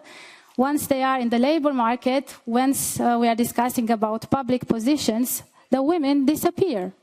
They simply disappear. In spite of the fact that they are half of the population of wonderful academic outcomes, they somehow disappear from our public arena. And when they disappear, the mentalities of societies say, oh, but women should not lead. They are maybe victims, and then domestic violence emerges. My point is that although not all solutions are, the perfect ones, when you see historically that half of the population is not represented, you must first of all acknowledge that you have a problem. And that is the essence, because that is a deficit of democracy, having women absent from the public representation of authority. When women are absent from public representation of authority, we do not have functional democracies. And democracy is a founding principle of the European Union. And I, for one, not talking about myself, definitely support competent men, women, everyone competent, but a balanced approach, gender approach, is one that really strengthens our democracies. Without it, it's just a fake democracy. And we all need to do our part. That being said, the essence, I think, is that competence and professionalism must prevail, and I hope that they always will. And it's your job always also to make sure that the competent prevail. Thank you.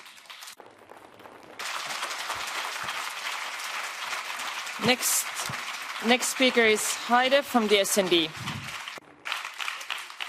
Danke, Frau Vorsitzende, geschätzte Frau designierte Kommissarin. Bildung ist die Grundlage für den Erwerb von Fähigkeiten, Fertigkeiten und Kompetenzen. Und gerade in der Situation, in der sich die Europäische Union befindet, kommt der Bildung eine große Bedeutung zu und muss ein Schwerpunkt sein. Und es wäre unverständlich, ja inakzeptabel, wenn der Begriff Bildung nicht im Portfolio vorkommen würde. Wir haben von vielen Zielen gehört: Chancengleichheit, Zugang zu Bildungsangeboten, Sprachen, digitale Kompetenzen, die Politische Bildung wurde noch nicht ausreichend gewürdigt, Berufsbildungen, die Übertragbarkeit und Anerkennung von Qualifikationen und Abschlüssen. Ein großer Faktor in diesem Zusammenhang wird es auch sein, den europäischen Bildungsraum umsetzen zu können. Bildung ist ja nationale Kompetenz, in Ländern wie Österreich und Deutschland sogar innerhalb der Bundesländer. Und es wird eine Kraftanstrengung auch mit den Mitgliedstaaten bedürfen. Und welche konkrete Maßnahmen setzen Sie, dass alle diese Ziele des europäischen Bildungsraums auch Realität werden können? Danke.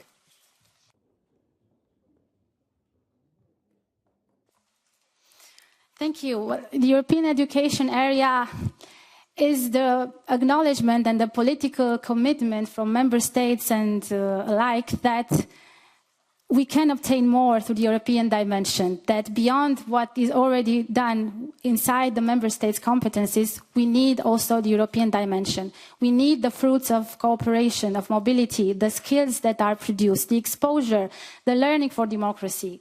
So obviously, the role to take forward the European education area starts from here, from a common commitment with member states.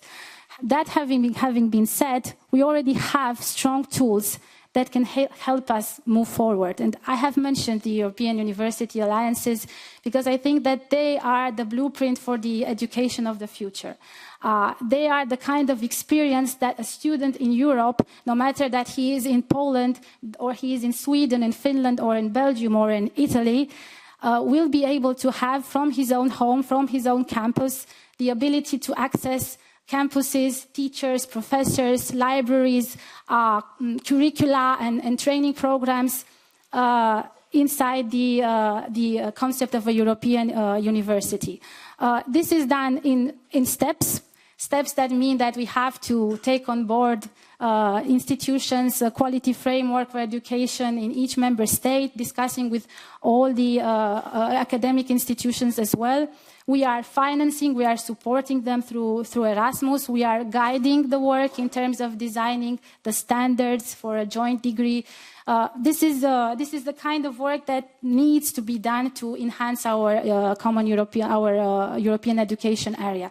And I think that the union of skills will only strengthen European education area because we'll go beyond diplomas and qualifications. We break it down into skills, into concrete abilities of people that need to be recognized and portable in the internal market. And next is Tar, EPP. Thank you very much. Madam Commissioner Designate, the relief is close. I think I'm the last one to ask question. You have highlighted initiatives like the Skills Probability Initiative and the 2024 Council recommendation on quality assurance and recognition. But I also would like to ask what specific steps will you take to address the uneven progress among member states? Additionally, while you emphasize STEM education, how do you view the role of STEM in enhancing Europe's innovative power? In these times of social challenges, how can the arts contribute to creativity, resilience, and human-centered thinking? Thank you very much. Thank you. We need to speed up the proposals put forward in the Council recommendation in terms of mutual recognition of diplomas. And again, I've looked at the situation of each member state, and my approach will be one by one, and even looking at sectors and specific, because we have obviously technical universities, we have arts universities, we have different types of education, and we have different types of recognition of quality. We need to look at European models of recognizing quality in order to be able to provide more in terms of recognition of documents. The portability of skills is an initiative where I want member states on board, again, to go to more concrete abilities of workers, of students, of vet students, in order for them to be used, to be first validated, although they were acquired outside an education institution, maybe informally, and then recognized and used. And this is of the essence. In terms of, and it is critical, in terms of not leaving the arts somewhere in the shadows. You're talking so much about STEM these days because we have this shortage in the labor market. But I've mentioned, I think we need that inside the curricula that is being recommended, designed, and we have the skills academies, we have all these tools.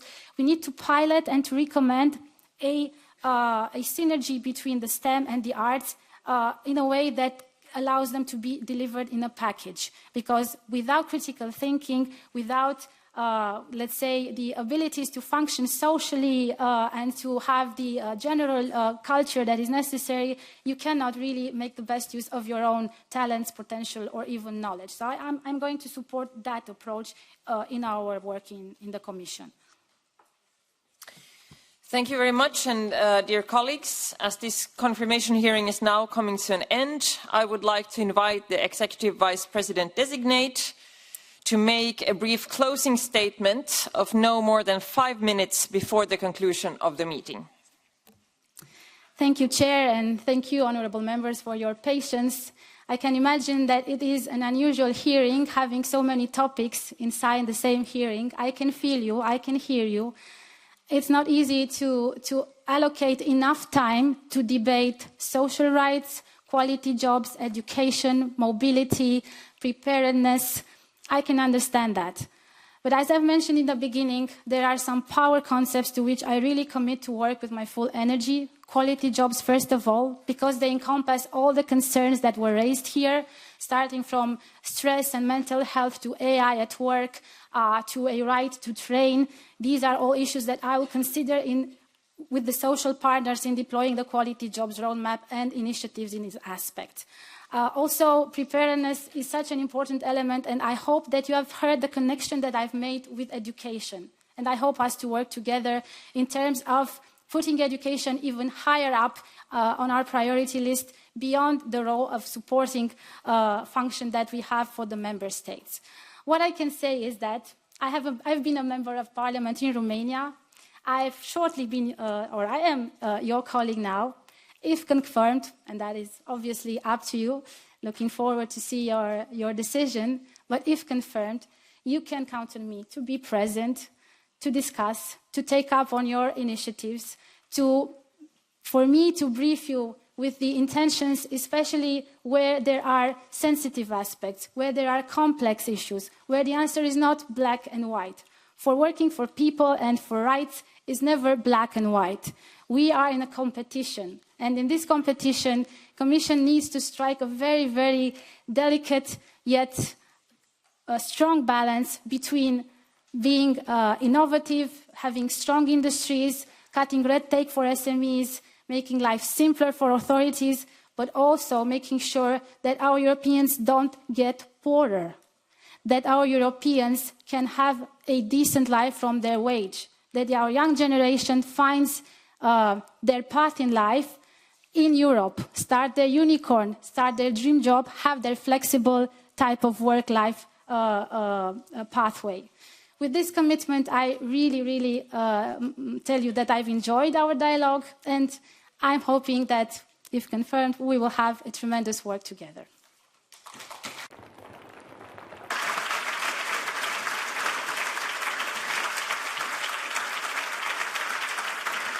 Thank you. Thank you very much, Ms. Mînzatu, for this exchange. Thank you all to all members and the chair and vice chair of the United Committees for their questions, and thank you also for the staff who actually made this hearing possible today. We will proceed now to the evaluation of the Commissioner designate, and I will ask the coordinator to submit in camera without delay. Thank you. Confirmation hearing is now closed.